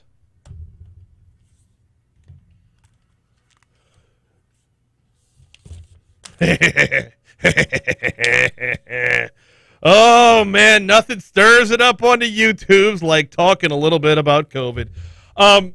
Thanks again to Dr. Katie O'Neill for hopping on board to talk about where we're at as we approach the 2-year anniversary of the shutdown. Eric says on YouTube, and this is the only comment I'm going to read. If you want the rest of them, you know where to find it. Mornings with Brian Haldane. Subscribe while you're there. Eric says on YouTube, well, good thing Fauci's off the TV now. A bleeping men. You think he's itching? He's got that itch. He's got that. I haven't had an interview in a while. Like, he's going to be chomping at the bit there. When's his spinoff show coming? Like, right after, what's Judge Judy's not a thing anymore, is she? What's the new one? Hot Bench? You heard of Hot Bench? It's another one of those daytime TV judiciary. Hot Bench. You heard of it? I can't say that I have. So it's on every once in a while when I'm watching, when I'm on the treadmill or I'm over at Planet Fatness and the TVs are on, and Hot Bench will be on one of them, and like, what's her name? Firestarter from the early 80s. Drew Barrymore. There you go. Drew Barrymore has a TV show. Like, they're all on there. I'm waiting for, like, Fauci afternoons, replacing Ellen. Ellen retires. Fauci. Want to see him dancing. No? All right. I could riff on that for 10 more minutes. I've been sitting on a bit on that, and I don't know when to use it, but we've got business to tend to right now. Do we, though? Oh, we do. Yes, we do. We do. $1.5 trillion worth of business that I'm going to get to in 60 seconds. But first, I got to ask, how's your business? Hey-oh. Segue. I'm like Segue Man this Friday. How's your business running right now? How's your employee retention? How have you been recovering from COVID-19? The workforce issues are out there. They continue, but they don't have to. You could be on your path to better workforce retention and higher profits. How? Well, I'm glad you asked. It's called Rise LA. It's the business and industry luncheon. Fred Keller is the founder and chair of Cascade Engineering. He bumped his retention rates from 34% to 97%. He got employees off of welfare and raised profits while doing it. You could be on this path as well. March 22nd is the Rise LA Business and Industry Luncheon. You can learn Fred's strategies and learn how to apply them to your business. How do you register? RiseLA.biz. RiseLA.biz. Rise LA. We all rise together. All rise like a judge show. All right. Congress has passed a $1.5 trillion spending plan to carry through the end of fiscal year 2022. Not just 22. Typo. So they passed the $1.5 trillion, but not before catching opposition from Louisiana's delegation. Now, the blowback here is not for what's in the package, but what's not. What's not in the package? A little more much-needed help for those still reeling from natural disasters, namely hurricanes Laura, Delta, Zeta, and Ida. Boom, boom, boom, boom. Not a 1-2 punch. Just a combo that lasted over a few rounds. The bill includes $14 billion in aid for Ukraine, which I think everyone's on board with. But as Congressman Garrett Graves said on this show Wednesday, you couldn't throw us a bone? Bad news is that there's no funding in there for our hurricanes, for Hurricane Ida and for those in 2020 hurricanes, Laura, Delta, Zeta. Mm-hmm. Brian, I don't know how in the world you do something like that whenever we're giving billions and billions of dollars in humanitarian aid to Ukraine, all sorts of efforts to Haiti and other countries. I don't know how you do that. And so incredibly frustrated that Speaker Pelosi dropped this huge bill on us, that it fails to include key assistance that we need in Louisiana. And I want to be clear, I am all for aid for those in Ukraine, including military aid, but we've got to take care of our folks at home, and that one is incredibly frustrating. And this isn't even America first. This is America also. The congressman's take right there. Seriously, out of $1.5 trillion, they couldn't see fit to add anything for hurricane victims, especially when you consider Southwest Louisiana. Okay. Think about their uphill climb to get back. Largely ignored because, as we discussed in the last segment, COVID, or whatever reason. A lot of folks are blaming. Well, there's a column last week blaming Clay Higgins for it. Whatever the reason, the folks in Southwest Louisiana have had a longer battle. The folks in the 337 area code have had to shout, beg, and plead to get anything. Meanwhile, and this is why their battle's tougher, meanwhile, how much have we talked about inflation recently? Anything that got knocked down 2 years ago costs exponentially more to put back up today. So the longer they have to wait to get help to build themselves back up, the more it's going to cost, meaning the more help they're going to need. Rebuilding costs have skyrocketed from the time the storms hit till now. From the price of lumber to the price of gas to get you to that lumber and get the lumber back home. Everything's on a level that anything that was appropriated before almost is moot at this point. If you got relief dollars in 2020, compare prices today. If you got relief dollars in 2021, compare prices today. Now, an effort was made to get a little more disaster aid on the Senate side. Senators Kennedy and Cassidy both spoke up, proposing an amendment. More on that in a second. The amendment was damn near immediately shot down. In fact, if you're watching us on YouTube, here's the video. If you're listening on air, here's the audio. Senator Cassidy, in the wake of the Senate blocking a disaster aid amendment. Madam President.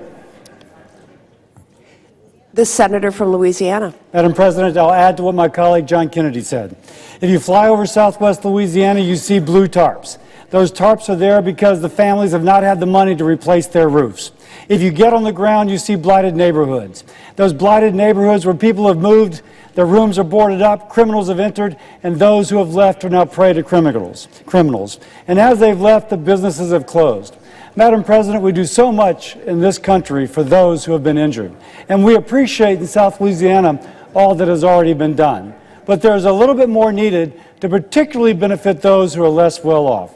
So I join my colleague, Senator Kennedy, in requesting that additional funding to complete the job started so Southwest Louisiana can become whole once more. With that, I yield. Madam President. And I'll take that time that he yields. Thank you, Senator Cassidy. Thank you, Senator Kennedy. Look, nobody's denying the need to help Ukraine at every turn. In fact, when it all comes down to it, so this spending plan takes us through the end of September. $14 billion might turn out to not be enough. And I would not be shocked at all to see our delegation line up to send more. But the crisis du jour cannot be the only thing garnering attention. I mentioned America First earlier. I neither know nor care when the phrase America First became taboo. But the fact of the matter is, the longer Southwest Louisiana is hurting, the longer it'll take them to get back in the game at full strength. And oh, by the way, the longer it'll take to where you can add them to the tax base that's helping out sending money to Ukraine. You heard Senator Kennedy right there. Business just shut down. Criminals move in. Roofs aren't being replaced. All these things are hindering the everyday life that keeps the machine moving. The help that was offered up by Senators Kennedy and Cassidy was an amendment that would have added $2.5 billion to the overall package. That video we just played was after that amendment was rejected. Let's put this number in perspective. That would have been 1/100th of 1% of the total. $2.5 billion would have been 1/100th of 1%, if my math is right. And I did okay in math. I think my math is right. 1/100th of 1% could not be tacked on here. How's that just?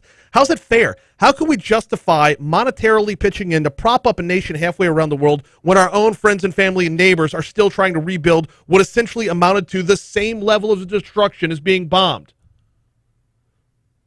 I know I said that out loud. I just compared what happened in the hurricane season in 2020 in Southwest Louisiana to the same level of destruction that we're seeing in Ukraine. Now, I'm not comparing the humanity, not by any stretch of the imagination. I'm not comparing the viciousness of what Russia is doing. I know it sounds insensitive on its surface, but I remember what Lake Charles looked like in the wake of Laura. When a building is flattened, the method of flattening shouldn't affect the amount of help offered to put it back up again. So, again, yes, help Ukraine. But damn. Can't we help ourselves? It's a $1.5 trillion bill. What Cassidy and Kennedy proposed is petty cash. It's in the couch cushions. It's in your ashtray of your car. As Jake looks on quizzically to say, what is an ashtray in a car? There was a time where everybody smoked everywhere. Because, it was healthy. Yeah. Well, it wasn't unhealthy, but it was Yeah. cool. You had an ashtray in the car. And as people stopped smoking, they started using the ashtray to keep their coins. I do know that they had Cigarette lighters? cigarette lighters that are now USB ports. yes. Yeah. You can still buy the adapters at like a Be Quick or a Circle K or something. Huh. You can buy the adapters at like a racetrack. I'm like, really? Is that still a thing? It is. Guess so. Yeah.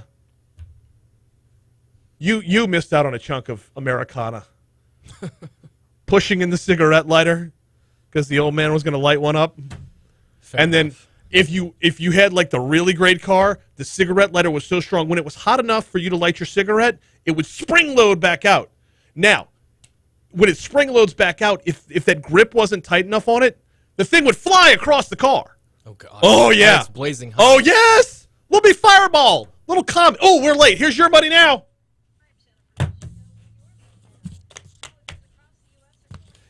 Fun fact, my dad, he loves cars, and he had this really old Hummer H1. Yeah. It's like bright red, and it had a cigarette lighter. Yes. And let's just say I learned the hard way.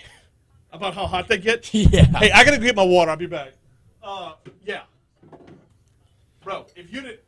No, you know what? So, actually, it's gone. It didn't leave a permanent scar. My dad, he called it his midlife crisis car, bought a 1979 convertible Fiat Spider. Oh my He god. did this in the early 90s, okay? I love that car so much. I'm not a car guy, and I loved that car. If I had, like, bleep you money, I would either get that car or... Hey! What's happening? You're early. I know. That's okay. I would either get that car or Sonny Crockett's car from Miami Vice. One of the two. I don't know. But cigarette lighter springs, natural reaction. You see something flying, you go to catch it. I did that. Big mistake. Big mistake. I'll be back. How's it going, man? Good, Brian. How you been? Doing all right. Huh? Good? Yeah, anything. This is Cindy Benji. This is my traffic lady here.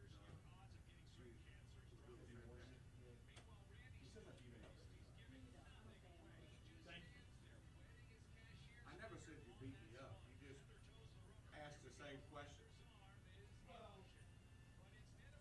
What, you're not a... You're not...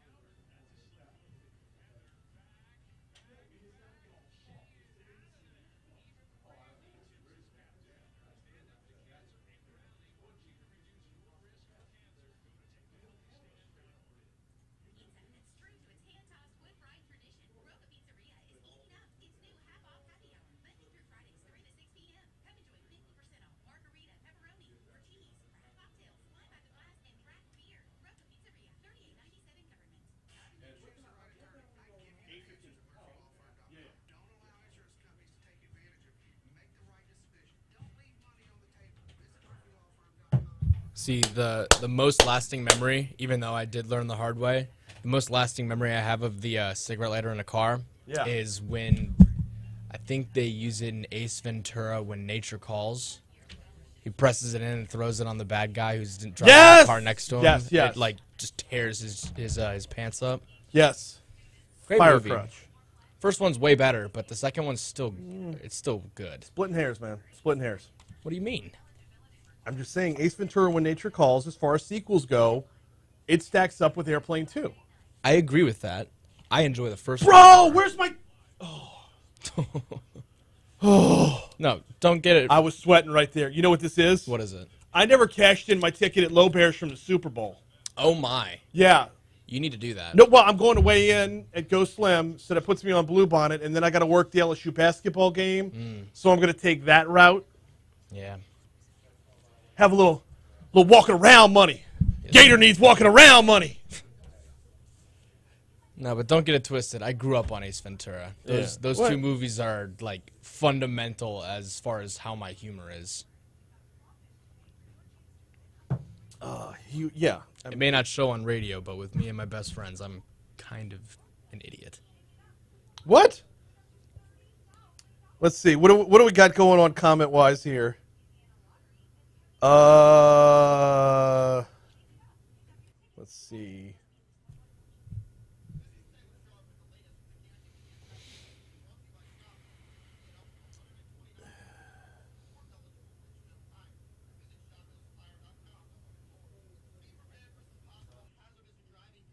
See, Eric, okay, I'm hoping you're joking, but you said the NIH got another $45 billion to do nothing and make up a new virus.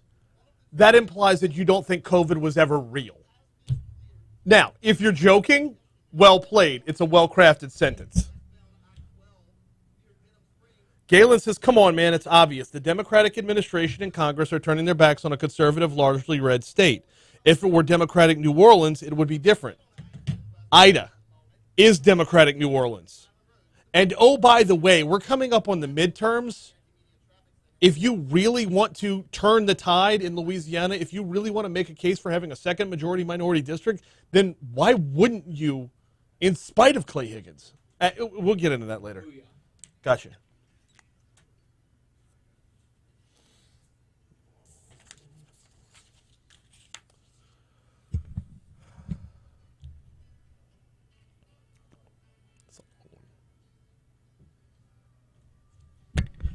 $7:55, Talk 107.3 FM, WBRP. Mornings with Brian Haldane rolling right along.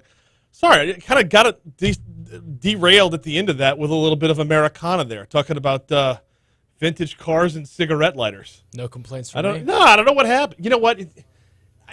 It's Friday. Like, I have trouble staying on serious business on Friday when you've got a glorious weekend coming up, when you got a 3-game set at the box. Noon first pitch today, by the way. When you've got a 3-game set at Tiger Park. Doubleheader tomorrow, by the way. Right here on Talk 107.3 FM. When you've got LSU men's basketball in the SEC tournament taking on Arkansas. 2-point dog. What are they? 130, I think, is somewhere up in there. Somewhere between 1 and 2. It's going to depend on the ending time of the game before them. I mean, we've got a heck of a weekend set up. And it's going to be cold as well, which I don't like, but I'll take it because the longer we can have one more cold snap, the longer it's going to stave off summer. Yeah. Had to work that math out in my head. Yeah. Glorious weekend. Might want to stop by. Might want to stop by Mooyah Burgers, Fries, and Shakes sometime this weekend. I mean, nothing goes better with a cold Saturday than a hot burger. Than a double Diablo if you really want a hot burger with the Cholula sauce on it and the pepper jack cheese and the jalapenos. Mooyah Burgers, Fries, and Shakes has got you covered no matter what your flavor of burger is, whether you like the classic double cheeseburger, whether you like to build your own. Hey, if you're looking to cut a few pounds before the summertime and you're going that keto route, they've got the lettuce wraps for you as well. If you're not looking to lose a few pounds, they've got real ice cream milkshakes. Both locations of Mooyah Burgers, Fries, and Shakes. Blue Bonnet at Highland, Segan, just north of Industriplex. Going to be a great weekend to hit up Mooyah. Right now, it's a great time to step outside of East Baton Rouge Parish and hit up the Outside Inn.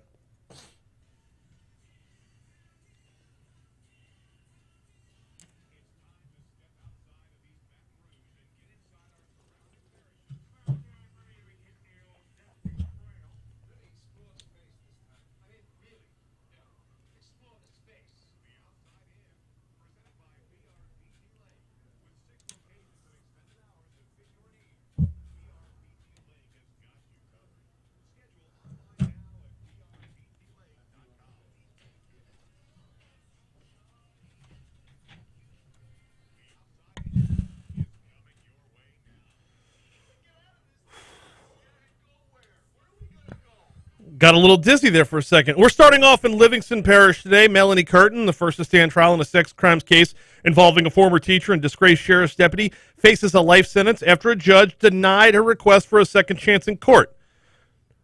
Motions were shot down yesterday from Curtin's lawyer seeking to throw out her conviction and proceed with a new trial. Her sentencing is scheduled for March 21st. Over to Ascension Parish via Oxford, Mississippi. A Louisiana man accused of kidnapping a 13-year-old Aberdeen girl he met online has been found guilty of federal sex crimes. 26-year-old Ronald Joseph Lattalay of Gonzales was convicted of traveling across state lines with the intent to engage in sexual conduct with a minor, the Northeast Mississippi Daily Journal reported. During a 2-day trial, court documents and evidence showed that Lattalay he was then 24, met the girl online, drove from Louisiana to Mississippi to meet her in April of 2019. Also during the trial, oh, by the way, he admitted to committing sexual acts on the minor during a stop on the drive from Mississippi back to Louisiana, facing 10 years in prison as well as a fine up to $250,000.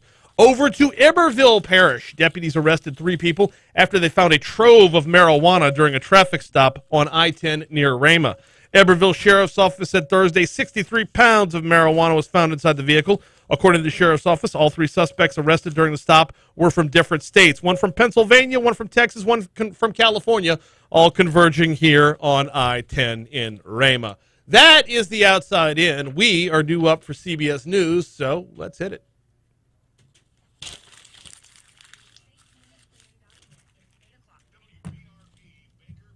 Oh, Galen. Oh, Galen. Galen says, I've had a blue tarp from Hurricane Gustav, but I didn't wait on the feds to help me. I called my insurance agent. Why are so many blue tarps still exist in Lake Charles? You've opened a paradox, Galen. You've opened a significant paradox here. Are you saying that like a good conservative, you didn't need federal help? Like a good conservative, you believed in picking up yourself by your bootstraps and handling your own business and your own problems like a man? But didn't you also said Louisiana was being denied help because we're too conservative? So are we not as conservative? Or where's the disconnect? Byron says many insurance companies are contesting the adjusters. Insurance companies have been bastards about this.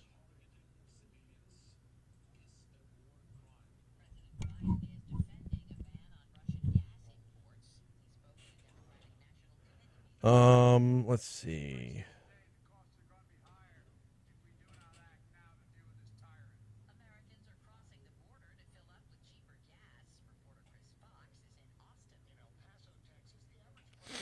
Let's see.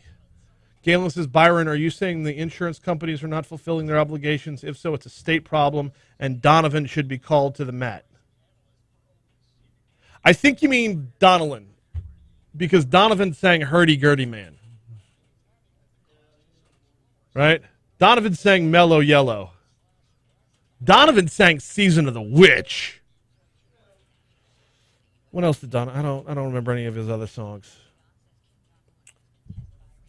Yeah, so Jim Donnellan's going to have a rough go of it to get reelected again, and I wouldn't be surprised if he doesn't just retire. Why a separate amendment? Why can't FEMA as a department be funded fully? FEMA is funded fully, but as an emergency management agency, they get appropriations above and beyond what their normal funding is. This isn't about just staffing. I'm just saying.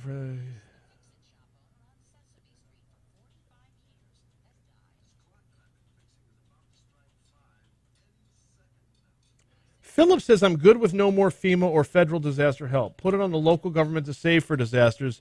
Then the money could get to those who need it faster and better. Philip, are you going to continue that take when our taxes go up to create that savings account?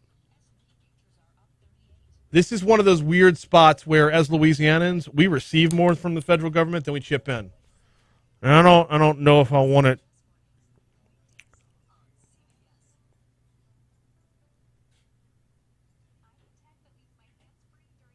Auto rates aren't necessarily his fault.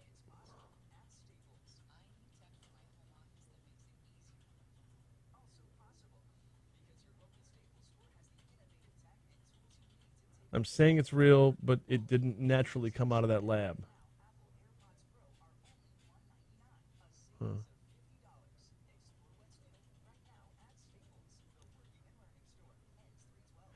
Huh.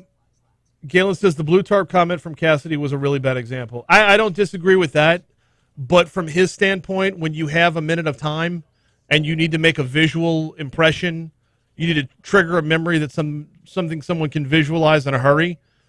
That is the most visible example. When you think Katrina, when you think Katrina, what's the first thing you think of? For me, it's the roof coming off the Superdome. And then secondly, it's the flooding. You have a visual right in front of your face. Well, you didn't have a Superdome and you didn't have flooding from Lake Charles, but the blue tarps were friggin' everywhere.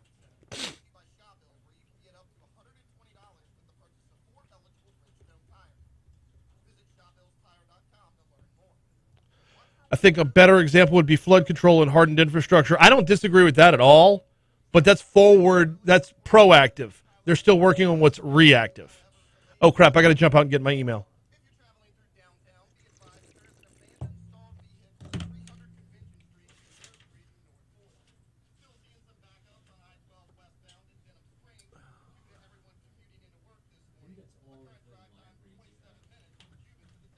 Never. I've got Baton Rouge mattress.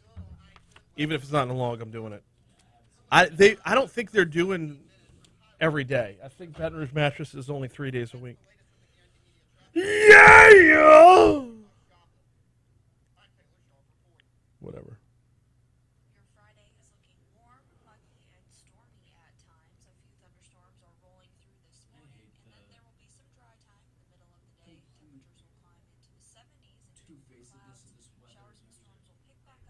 This what?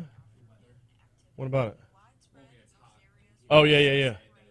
It's going to freeze tomorrow night. It's going to get to like 79, 80 today and then freeze tomorrow night.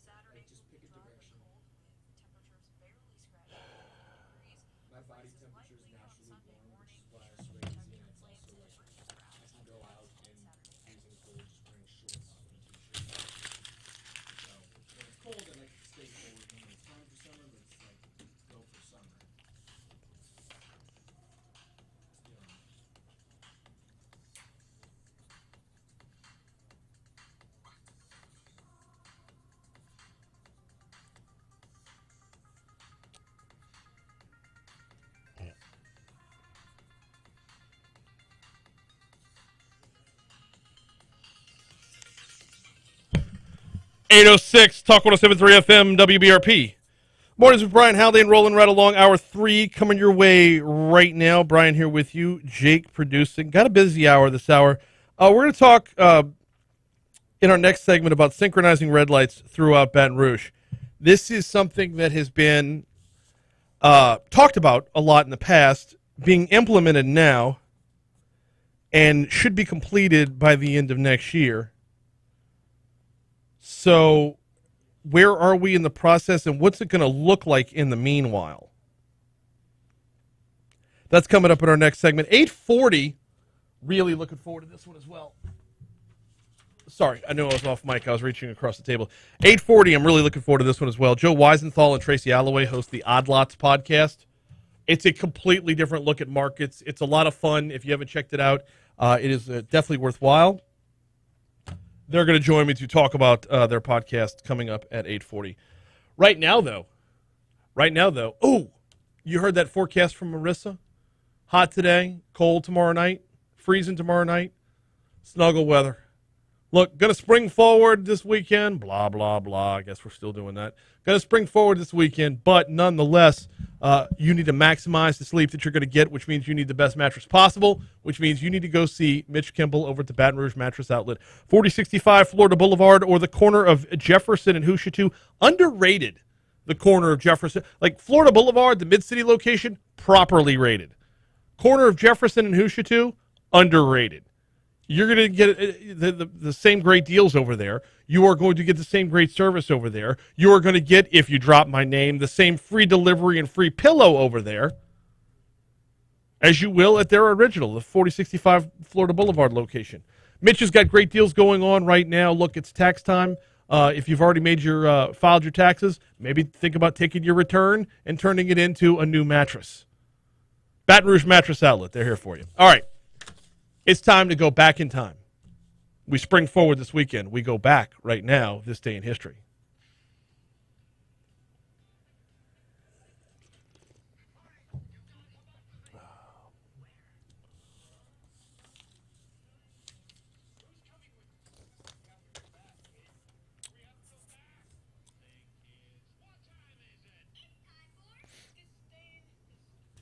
Yes, it is time for this day in history. Happy Friday to all those tuning in. We're kicking things off in 1850. Women's Medical College of Pennsylvania opens. It is the second female medical school in the U.S. Okay. Where's the first? I don't know. You know I'm going to ask these questions. You're right. You I did know that I'm for gonna- another one. I did that for another Okay. one. Hey. 1855, Bowery Boys gang leader William Poole, a.k.a. Bill the Butcher, is buried in Brooklyn with 155 carriages and 6,000 mourners. That's a big grave. Yeah. Bill the Butcher? Yeah. Okay. 1953, first woman army doctor commissioned, F.M. Adams. FM? Yeah, just the letters F.M. Okay. 1958, American B-47 accidentally drops nuclear bomb 15,000 feet on a family home in Mars Bluff, South Carolina. What? Yeah. Crater 75 feet across, bomb without its nuclear capsule. Thank God! Yeah, because that would have been a national tragedy. I mean, still, it was a tragedy, but not on a national scale. That's insane. Yeah! Same day on the same year. Okay. Starting this season, AL batters are required to wear batting helmets. Ha! All right. Took them that long? I get there's been developments of like head trauma and CTE stuff like that. Like, how long did it really take them that long to realize that like throwing a baseball at like 90 miles an hour, potentially hitting your head, could be bad? Yeah, I mean, I would assume the first time somebody didn't get back up right away. And it's rough. Yeah. I could not imagine getting in the batter's box without a helmet. Without a bat would be also awful. Well, that would, yeah. I'd be about as effective, but yeah. Yeah. 1979, Randy Hold receives 67 minutes worth of penalties in a 60-minute NHL hockey game. This is the one I did research on. Who'd he play for? Damn. I was looking through the penalties. Oh. Holt was given 9 penalties, 1 minor, 3 majors, 2 10-minute misconducts, and 3 game misconducts. Okay. He was, yeah. It's quite 67 minutes of penalties in a 60-minute game. Yes. Yeah. I remember seeing, I didn't put this down, but I remember seeing it. In total, that entire game, 352 minutes worth of penalties were given out in that game. I can assure you somebody watching that game said it was because the refs hate LSU. Or probably. It's like Malice at the Palace, but on ice. Make that a musical. Anyway, 2018 superhero movie The Whoa! You just skipped 1986. I did. What happened then? 1986, NFL adopts instant replay. Dun, dun, Really? dun! Forever changing every sport ever. True. 2018 superhero movie The Black Panther becomes the 5th Marvel movie to earn $1 billion worldwide. Same day, same year. This one's you're up to insane. 19, you said? This is 18. 18. This is insane. So you skipped past 2011 as well. Which happened? Where Japan is hit by an enormous earthquake that triggers a deadly 23-foot tsunami about 230 miles northeast of Tokyo. Oh, gosh. Yeah. That was bad. Yeah, it sounds like it. Well, same day, same year as The Black Panther, grossing $1 billion. 2018, Greek Football Super League suspended after PAOK Salonika's president, Ivan Savidis, invades the pitch with a gun after the goal was disallowed.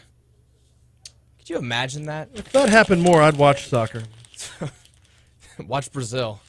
That'll Easy now. What do you mean? We're not singling out a nation. No, for real. Just watch any South American league then.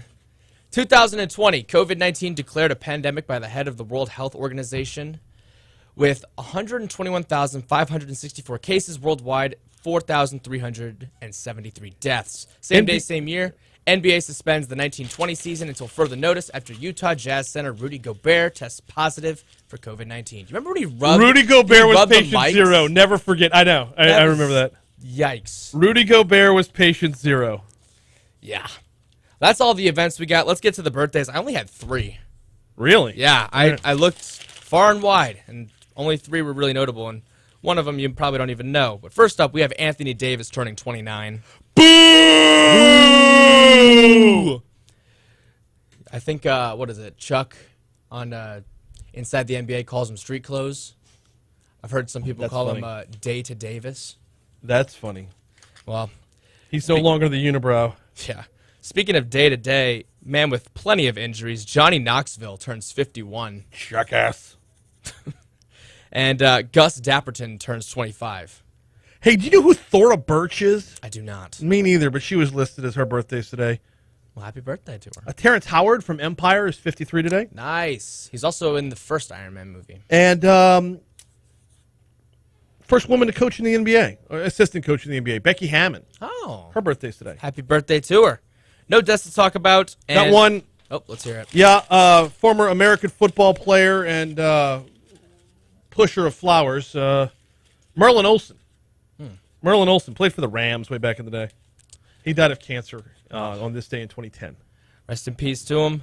Holidays, it was kind of, well. Oh, there's a weak sauce one here that I know I'm going to have to deal with in the near future. Yeah, this one was dry.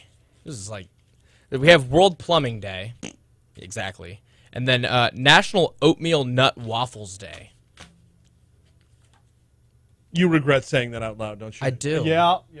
I wrote it down and was like, should I even say it? But I gotta fill up the segment somehow. We're good. We're actually over. Oh, well. It's also National Promposal Day. Oh, God. We might have to revisit that in the last segment. Throw back to high school, am I right? Throw up is more like it. Ew. All right. That's right. We are going to take a break. When we come back from said break, let's talk about synchronizing red lights. Fred Raidford and Cyndi Pennington join me next.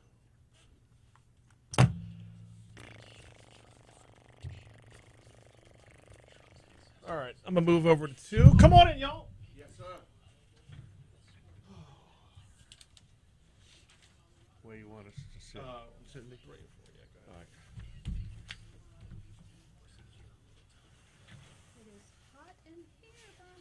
It is. Yeah. That's because of him. That's because of Brian. It's so temperamental. Like, well, there are days where we'll come in and it'll be an absolute icebox. Our IT core is behind that door over there, and it's like 15 degrees.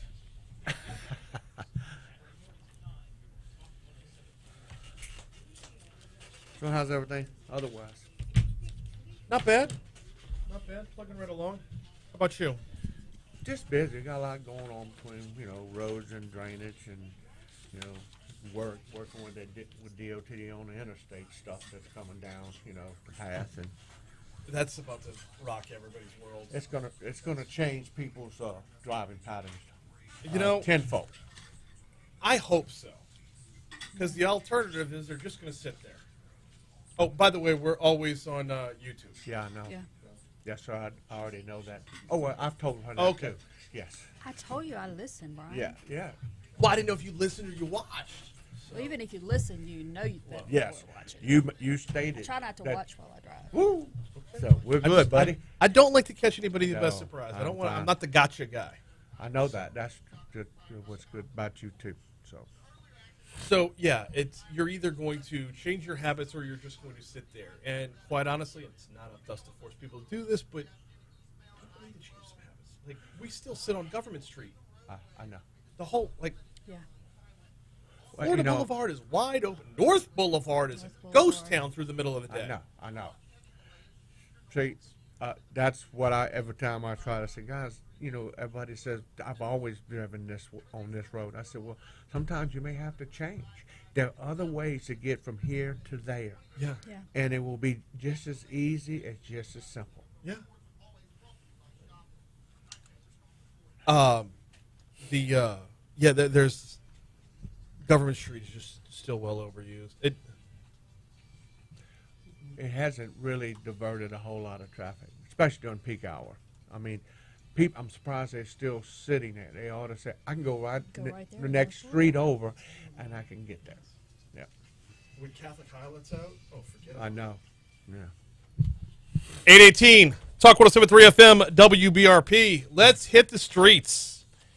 Going to talk about what's going on our roads, specifically our traffic signals. We are joined in studio right now by Cyndi Pennington and Fred Raidford. Welcome aboard. How y'all doing? Good, Brian. Glad to have you on today.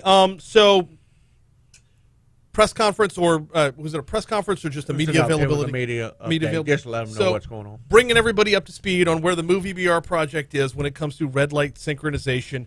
This is, and you and I have talked about this before, Fred, a monumental, if not near impossible task of synchronizing the red lights in Baton Rouge. There have been numerous hurdles from technology to just logistics. Where are we right now? Well, number one, I think we're moving in the right direction. We have a lot of construction that's taking place. We have a lot of fiber that's being laid, and certainly Cyndi Pennington, who is my acting chief engineer from traffic, she's been working on trying to make sure we get the connectivity that's necessary for us to get the synchronization program to where it needs to be. I think the biggest question that always comes up when the many meetings I've been at, Brian, is, am I going to catch the red light? Yes, you will. I mean, there's no time you may be on a roadway that you're going to have green all the way. But I think the biggest goal and objective from my perspective is having consistency in your travel time. Well, if I leave my house and I know I have to be at this location, this is pretty much where I go every day during the week. Well, you want to try to have some consistent travel time from one point to the other. That is what our goal is. Today, it struggles sometimes, but I think with the connectivity and the fiber connections that we're doing, and we didn't have everything in Baton Rouge connected with the fiber. We will. 470 signals will be, and we'll be able to manage that through the system. What does that look like on the back end, putting 470 signals together? I mean, this sounds like, and you're talking about spread throughout, so how does that work for, I don't think anybody minds catching a red light. It's when you catch the next one, too. That starts to trigger people. Right. So and how do you work that? It's not just connecting them. It's making sure we have battery backup on those important ones. Thank you. And so that if there's a power outage, the people don't even notice. Those signals come right back up. It's that kind of stuff, making sure that they get those consistent commute times with that. And so another thing that we're doing is a lot of cameras so that we can see where the traffic is and see that congestion, and so that we can respond in real time. That was actually my next question was, are there variables factored in for the level of volume at that time? Absolutely. So there's cameras that the traffic signal uses to change the timing of the signal, but there's also cameras that we can see. So if we need to go in and do some manual adjustments, we can do that also. There's also a component for emergency vehicles? There's a component for emergency vehicles. Those have been installed. They give the fire department EMS the green time, and they give it early enough so that they can clear out the traffic before they even get there. How does that work? What triggers that? There's a sensor on the vehicle and itself. on the signal. I think that's going to be much, much needed, and it's going to be a heck of a lot easier than having everybody pull off to the side of the road and then try to merge themselves back on they'll again. just learn that when that signal goes green, even if the EMS is behind them, to go ahead and get through the signal and then pull over so that the EMS can get through. It's an education process too, Brian, because we're going to absolutely. be doing a lot of information out to the public, trying to make sure people understand how the system works, because as many places I go and meetings I go to, that is probably one of the number one or number two questions. One is drainage, but second is about traffic. So, I mean, in reality, I think that's what our goal and objective is, and I think once we get our system in place, I think people will be pleased and about the process. I really do.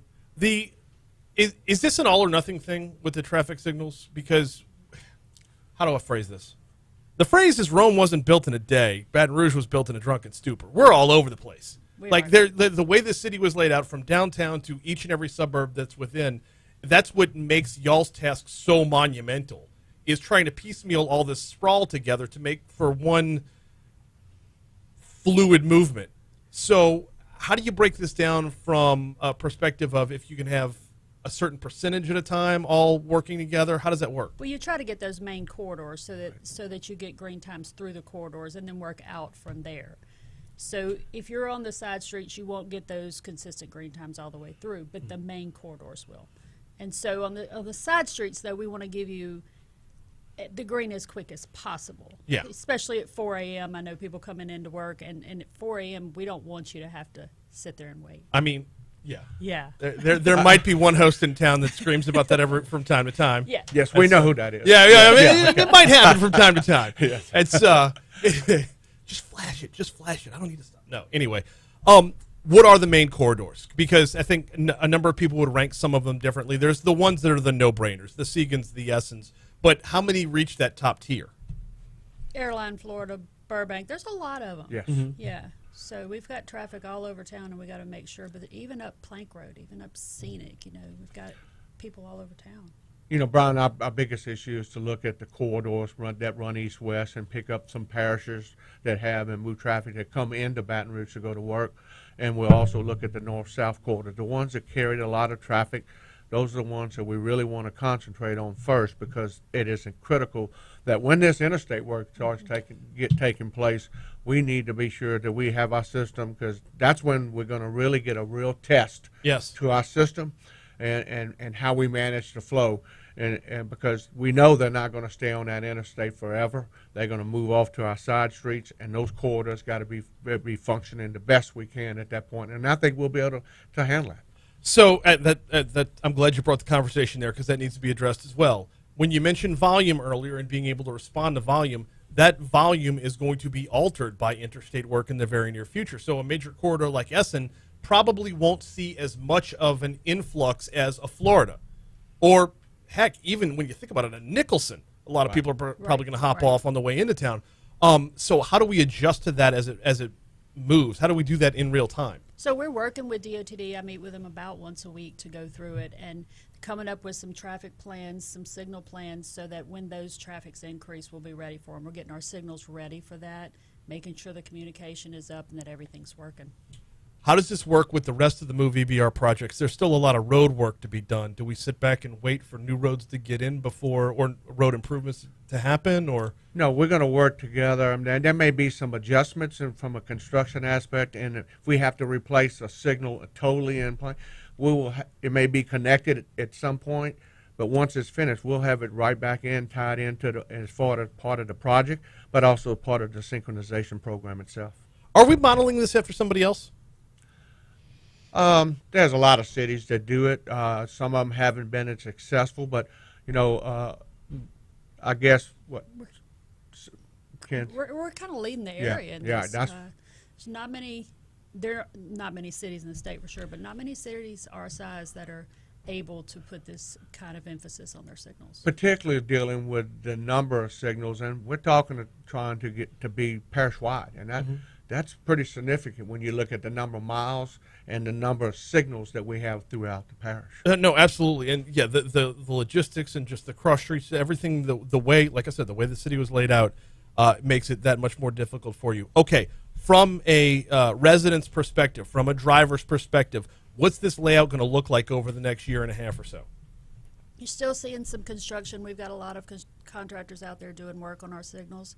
And then as you get into it, you're going to start seeing those consistent commute times. You shouldn't see the signals flashing as much, because when a signal goes into flash, we have to go, power goes out, comes back up in flash, we have to send somebody out. So you're not going to see that as much anymore.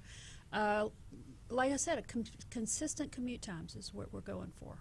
Oh, well, I guess let me rephrase. Will this be, as the new ones are implemented, will we see certain parts of town be a little more synced earlier than other parts of town? Yeah, but it's more of we're doing one part of the program and another part. They're all going in at the same time, but some are finishing earlier. So it's not necessarily corridors, but it could be the cameras, or it could be the battery backups coming in at different times.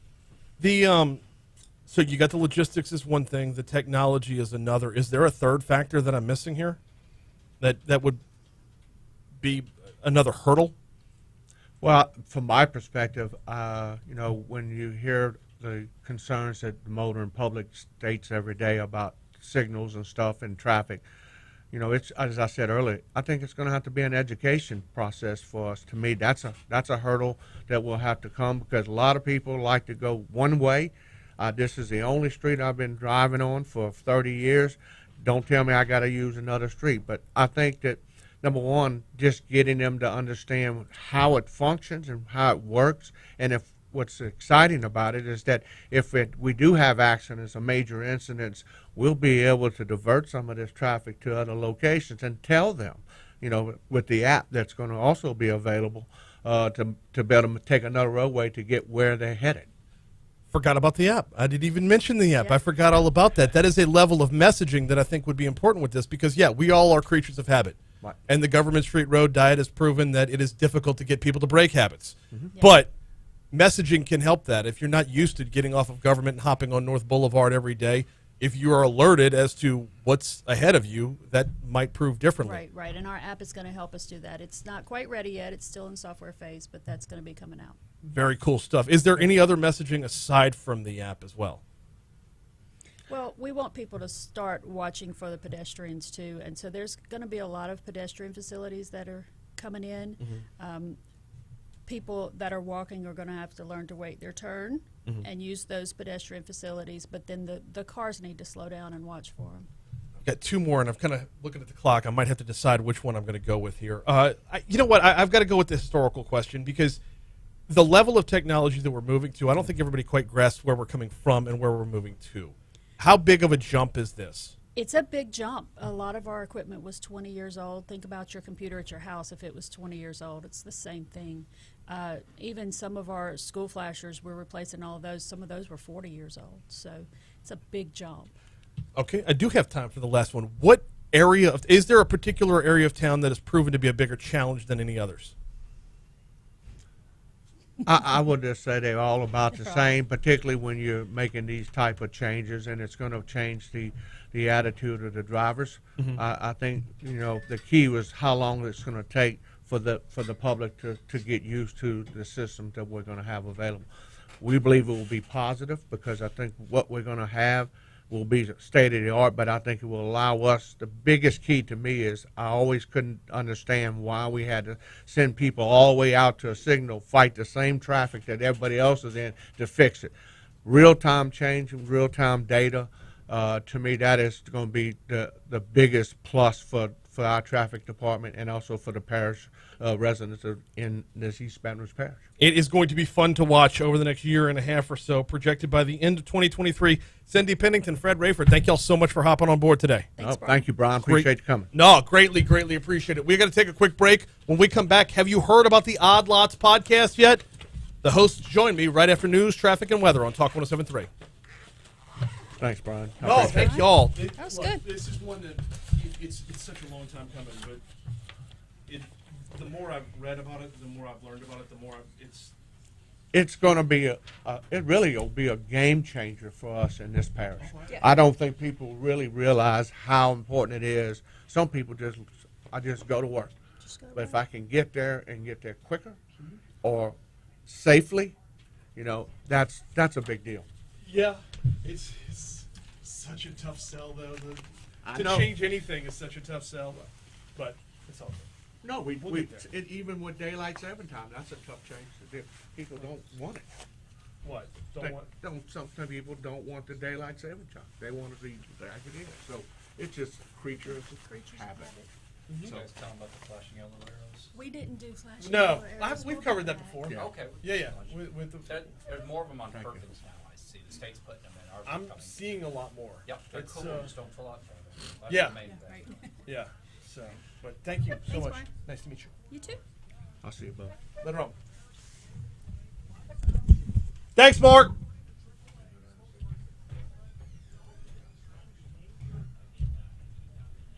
All right. The Odd Lots podcast.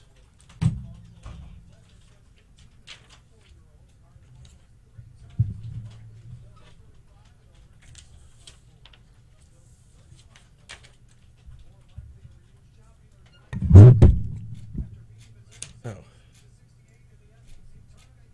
Are they joining us? Person? No, hotline.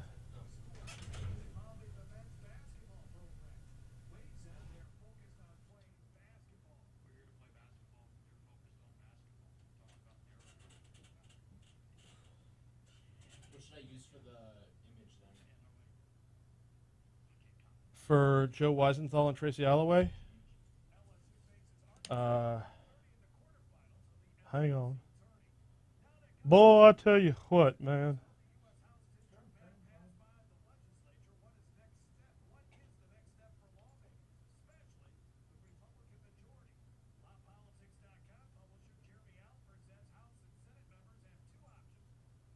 You know, it would be nice.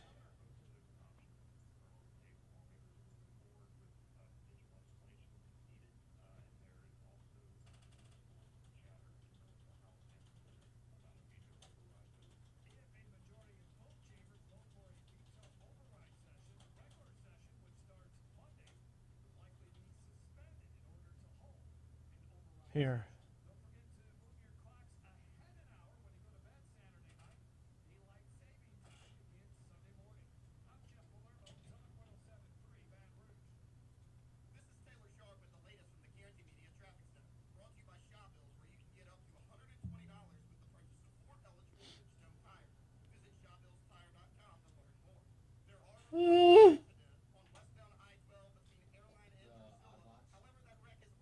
Yeah.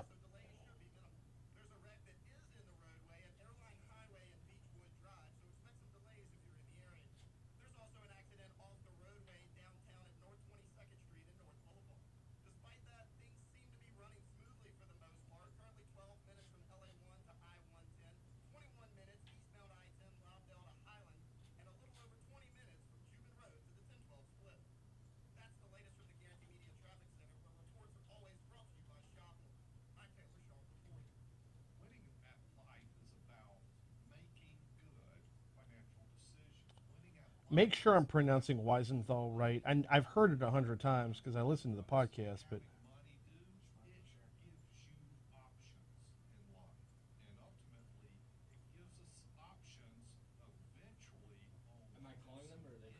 they're calling us. This is one of those premiere interviews. Premiere? Where I have 9 minutes, they're going to give you an out time. It's like, hello, we have so-and-so.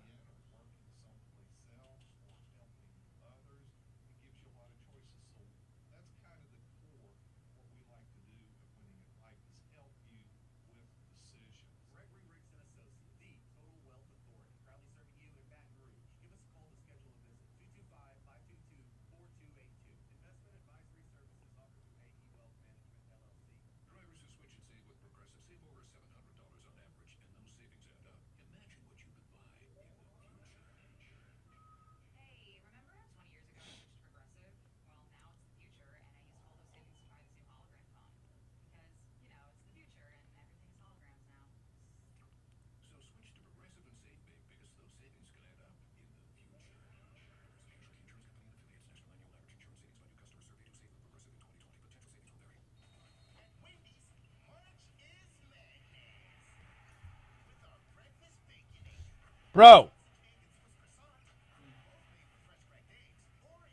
It's my Bloomberg. I thought I had a Bloomberg subscription.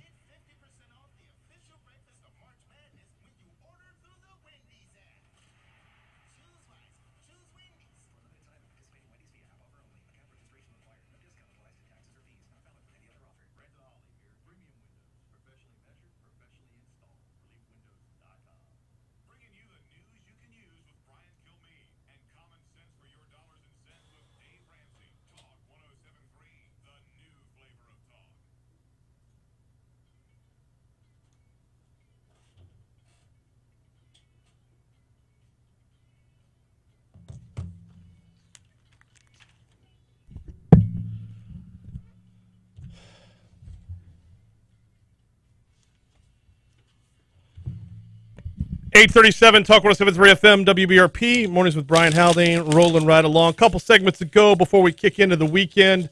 Gonna be such a full weekend this weekend. Gonna be cold overnight, and as you heard Jeff Palermo say there in our news at the bottom of the hour, spring forward. We're still doing that apparently. Didn't the legislature pass something that said we were going to do away with that foolishness? Anyway, it's Saturday night and a Sunday morning. where you will turn your clocks ahead by an hour. I say that if you've got a smartphone, a smart watch, a smart anything, it does it on its own. You're just left with the microwave being behind. Or if you've got an old school bedside alarm clock. Other than that, everything that's connected to something does it on its own.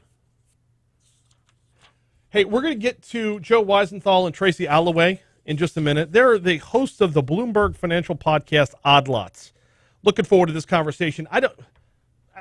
So it's going to be a tough decision as to whether or not we take the conversation towards Odd Lots itself and its history as a podcast, how they go into guest selection, how they take some different angles than you'd be used to from a financials podcast. This is a lot more meat than numbers. But I'd be hard-pressed not to talk Russia-Ukraine a good bit. I mean, our finances are unbelievably important right now with all eyes on what's going on there and how one corner of the world can affect the financials all over the world. I don't know. We're going to dive into a little bit of it right there. Hey, thanks again to Fred and Cyndi for hopping on board. Interesting stuff, to say the least, when it comes to changing the face of anything in Baton Rouge. Look, I've been, I don't know, I don't want to say cynical in the past, but I've totally been cynical in the past.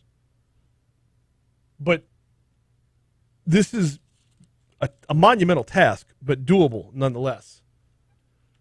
Hey, before we get you to Odd Lots, they should be calling in about a minute or so.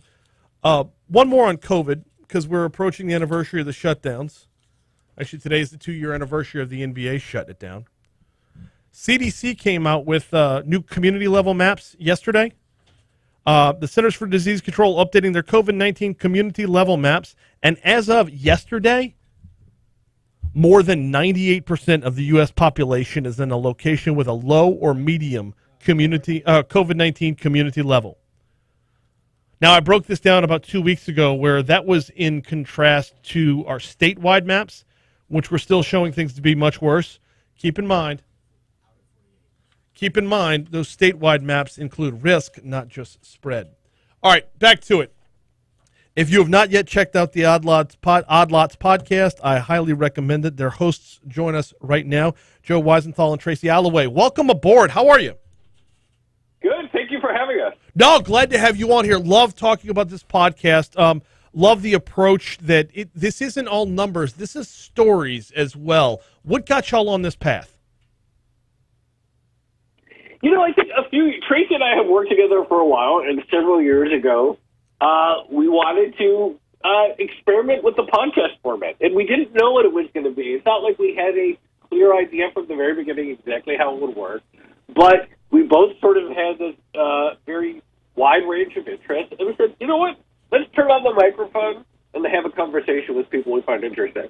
And it took us a while to figure out exactly what it was, but that still is our approach years later. Let's turn on the microphone and let's have an interesting conversation and, you know, try to learn about interesting topics in markets, finance, and the economy along with our listeners. You couldn't be doing this at a better time because there are so many different things and it all feels so intertwined right now, from the pandemic to Russia-Ukraine. I mean, you guys have been stocked shelves when it comes to topics and content. How do you narrow it down and choose where you're going from episode to episode? Yeah, I mean, I'm glad you used that word intertwined because I think that's one of the things that we're really learning over the past couple of years is all these relationships that you didn't actually think about in global markets and in the economy are really being thrown into stark contrast thanks to all the disruptions that we've experienced. There's a lot to talk about, and I will say, you know, Joe and I could probably put out an episode every day if we wanted to. But the way we try to think about topics is we try to think about, mostly it's things that we would like to learn more about or dive into in a deeper way. And the great thing about Odd Lots is that we're often learning alongside our listeners. So we decide we actually want to look into something like semiconductors. Like we hear about chips. We know that chips are in everything from cars to computers to fridges nowadays. What are these things? Why do they seem so difficult to make? And what happens if you experience a disruption like the global pandemic? And then once we identify a subject, we try to get the best voices we can, and we just keep hitting it until we're sort of satisfied with our own knowledge of the subject. Both of y'all work on more of a news cycle end when it comes to Bloomberg.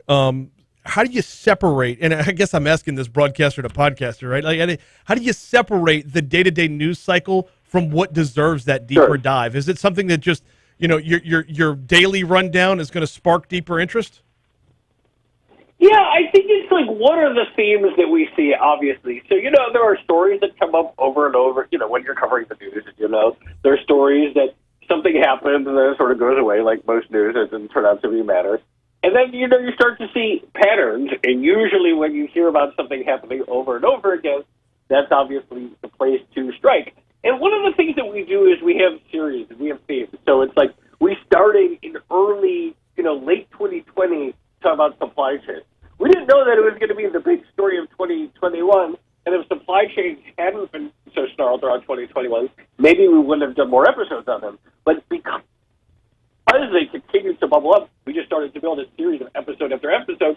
So it's about, finding patterns and saying, okay, we think this is interesting, therefore we suspect our listeners probably want to learn more about this too. So basically, as you unpack today's headlines, you're discovering tomorrow's questions. Yeah, I mean, the way we used to describe it, or the way we thought about it initially, was a sort of overflow area for the news. Joe and I were very active in the Bloomberg newsroom. We were managing teams and sort of directing a lot of the news flow there. But there were things that came up where we thought, actually, I would love to talk to an expert on this subject for 30 minutes, an hour, and then bring on another expert and talk to them about it. And the thing that we've discovered is, because everything is so interconnected or intertwined, to use the word that you mentioned earlier, is that once you do a deep dive into one thing, it will often lead into your next deep dive naturally. Which brings us to Russia-Ukraine.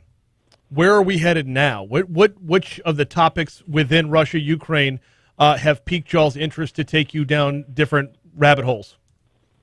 So we had been already covering a lot of things related to commodities. In fact, just 2 or 3 weeks ago, right prior to the invasion, we did an episode, of course, on oil and what it would take, how tight the oil market already was. So going into this crisis, we've already done a series of episodes that are very related. Now, of course, commodities are even more intense because, of course, not only is Russia a big natural gas and oil export, Ukraine is a big wheat exporter, Belarus is a big fertilizer exporter. So because this is an area that we've already been covering quite a bit, the tightness that we see in commodity markets, we're well positioned to continue with that momentum that we've had to then explore the intersection of that with the new conflict. I've only got 246 more questions for y'all, so just keep rolling. Let's stick with those commodities because you're on in South Louisiana right now. Oil is going to be important. How has this crisis in Russia, Ukraine, how's the war in Russia and Ukraine had such a global effect? I mean, we don't get that much from them. Why is it having this big of an impact? No, we don't, but certainly other countries do. And I think one of the things, again, that we've learned from all of this is that Germany in particular is highly reliant on gas that's coming from Russia. And if Germany can't get gas that's coming from Russia anymore, it's going to have to source that from somewhere else. And that means that that supply comes from somewhere else. And that's how you get this global rippling effect. The other thing that's happening is deep in the sort of plumbing of the financial system right now, which is that if you know that commodities markets are very volatile, you're not entirely sure what's going to happen to the price of oil or, say, a metal like nickel, and you're a banker or commodities trader, you might be very, very nervous about tying your investments or your financing to these things. And so we're actually seeing, some jitters in the market, some signs of a sort of credit crunch as people rethink the commodity sphere or as this volatility kind of works its way through the system. Which commodity is next to hit the headlines?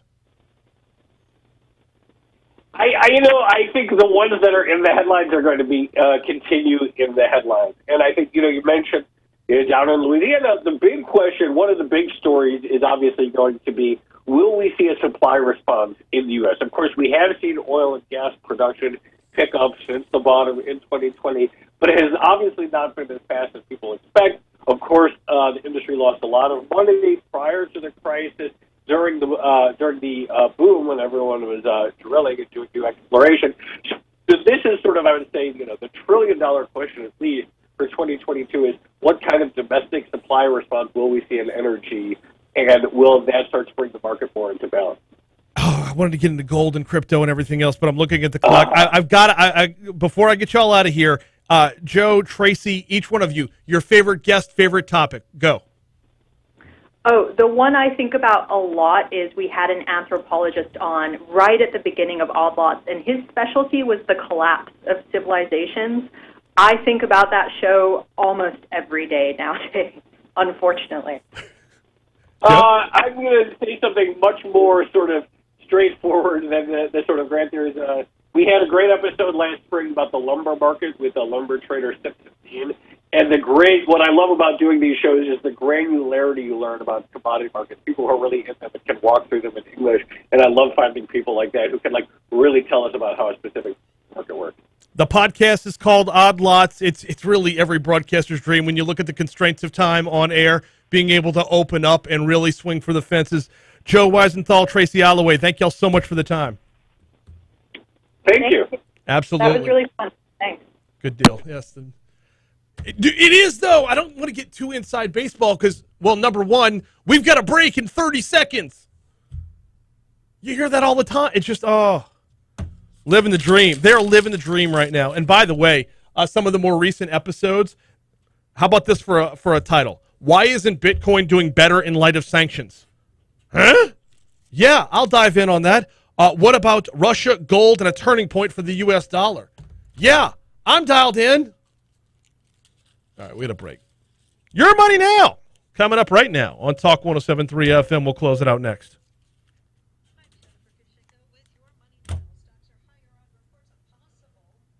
That shit was fun.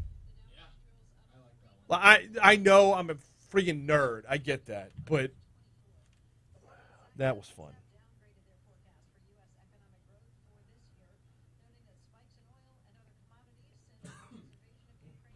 She shouldn't feed my ego like that.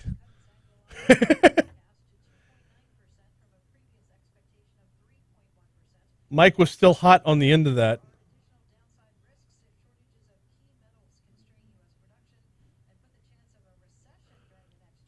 Oh, when she... So, I'm assuming she thought she was off the air at this point? When she, it was back from the mic a little bit, but she's like, oh, that one was fun.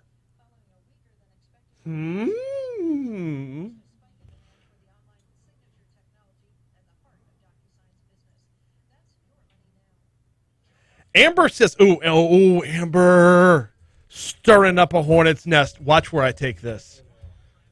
People don't know the back streets in Baton Rouge to get around. People only know the interstates. Oh, Amber, why? Why? Could it be public perception about crime? Could that have any? I'm not getting off this road. I don't know what is lurking, what gunshots are lurking on the next road over. Could that be why we don't explore? The fastest route home from downtown, once you're past the railroad tracks, the fastest road out past Airline, if you're going past Airline, believe it or not, is it's not even Florida. It's north. Take North Street all the way up to, I believe, Choctaw. Well, no, north all the way to... What up, Bo? North up to... We can get you to Foster, and then once you cross over there, you got to make some movement. But if you take North Street all the way to Foster, you're going to get there so much quicker than you will on any other street.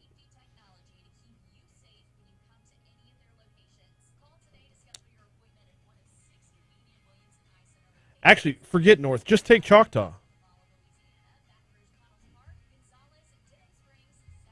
I stumbled across this once, I don't know, a couple years ago, where I was in an unbelievable hurry, and I had to keep going around traffic rather than fighting with traffic, and I stumbled across. I remember I started on North.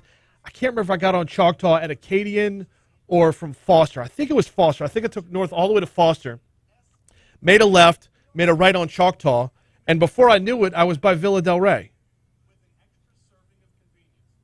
It's amazing. But the question about public perception is a big one. Amber also says, this sounds wonderful. How will out-of-towners find out about it? I don't know that they will. But if all the in-towners are not on the interstate, then the out-of-towners will have less time to sit up there.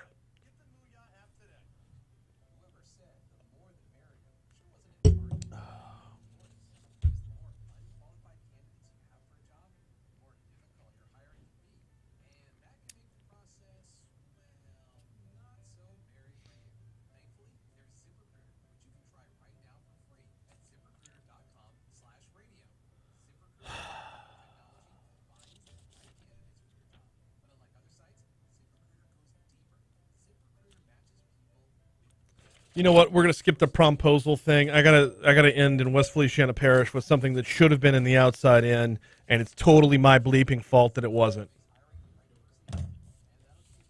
I meant to add. I get press releases from surrounding parishes, and I forget about them. This one I didn't forget about, but the Dateline Red Baton Rouge. It comes from the Lieutenant Governor's office. We'll dive into it in a second.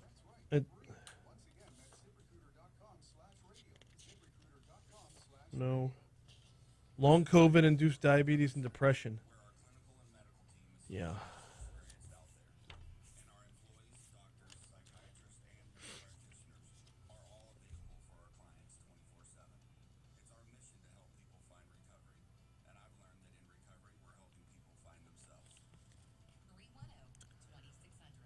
Is this Arkansas line a stinky line? Like, is there a reason that I shouldn't take Arkansas -2?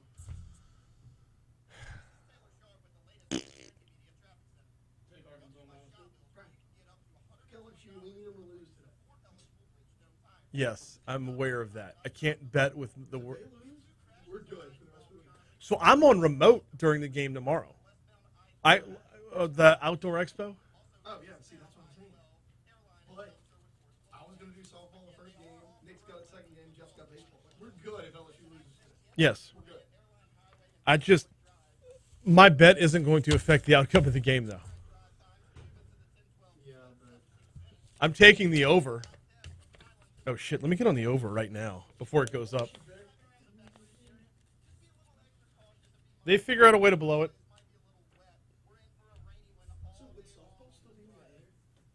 Yeah. Direct to station broadcast. Basically a Comrex kit, and we'd have to have a board op. It wouldn't come through LSU. No, the board op will be right there. Taylor's level of giving just dropped. Oh, that was good. Oh, my word. All right. One more segment to go here. Mornings with Brian Haldane. Should have had this in the outside in, but I didn't. And I didn't want the show to end without at least touching on it. Heading up to St. Francisville, not this Saturday, but next. St. Francisville, next Saturday from 10 a.m. to 4 p.m. will be the 75th anniversary celebration of Audubon State Historical Site, one of the oldest sites within the Louisiana State Park system. This is going to be cool. Hopefully we can get somebody on to talk about this, and hopefully next Saturday's gorgeous. But, oh, wait, no, next Saturday's we're into the green. It runs till 4. You can get out there afterwards. Throughout the day, activities highlighting both the natural and historical events that created the site from the original founding of Oakley Plantation in 1795 until it became a park in 1947. Step into the shoes of the artist and naturalist John James Audubon through birding activities and nature-based crafts for the kids. Go on special guided tours of the nature trail and out to the cabins of the enslaved people who lived there and helped Audubon find many of the specimens that you see in his pictures. Talks in the theater will bring the world and life of John J. Audubon alive. Many more activities are planned for this day of celebration for the site. I tell you that to tell you this. As we spring forward, as we're moving into spring, it's the worst timed gas price hike ever, right? I'm in the mood to explore. I'm in the mood to like stretch my legs and get out around the state. I say stretch my legs, I'll be getting behind the wheel of a car. But once I get there, get out and about around the state. And this is just one of the opportunities in the near future. Next Saturday. I should have looked at the time on that first. Same time as we're into the Green Parade. Which, speaking of St. Patrick's Day parades, if you find yourself in Metry on Sunday, that one's my parade. I'll be marching up Metry Road from Severn to Metry to the railroad tracks. That's how we do it with the St. Patrick's Day parade down there. That is Sunday. So if you're down there, shout out, holler. I'll throw you something. I'll hand you a flower. All right, we're going to give way to the Fox News Rundown. After the Fox News Rundown, you'll have Brian Kilmeade. After Brian Kilmeade, Dave Ramsey, and then Jay Ducote will close it out. Programming note once again, and I can't hit on this enough. Programming note once again, no LSU softball this evening. They will play a doubleheader tomorrow. LSU softball was slated to start conference play at Tiger Park and right here on Talk 107.3 FM. Slated to start conference play at 6 o'clock today. Well, due to pending inclement weather, that game has been moved. It will be a doubleheader tomorrow. And don't forget, if you were planning on catching the baseball Tigers hosting Bethune-Cookman, that game has been pushed up. First pitch will be at noon on our sister station, Eagle 98.1.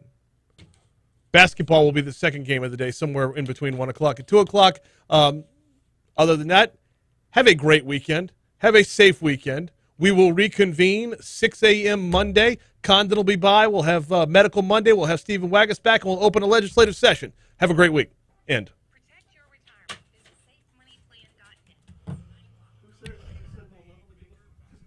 I did. Wait, it's not coming for LSU? So it's not my responsibility? Oh, fuck, I don't care. As long as we have to do one game. I got shit to do. Saturday's my shit to do that. I know. If I can do one game at 1, I'll be done by 4, so it's not a big of a deal. But if I got to do 2 back-to-back, no, I'm fine. Yeah. Because I got to do Sunday's game, too. Maybe not. Because me, Nick, and Jeff are all available. If you want, while you're doing a game Sunday, I can text you drunk selfies from Metairie Road. I appreciate that. Yeah. Nice, huh? The guy, huh? Dude, what? Dude. Hey! Hey, what happened to the log yesterday? What do you mean? Kevin's show wasn't in it. I did Kevin's show. I had to get Kate to I was like, it was fine. I was going through deleting your news. Oh, snap. My bad. I thought we... Have a great weekend, YouTube. We'll see you Monday.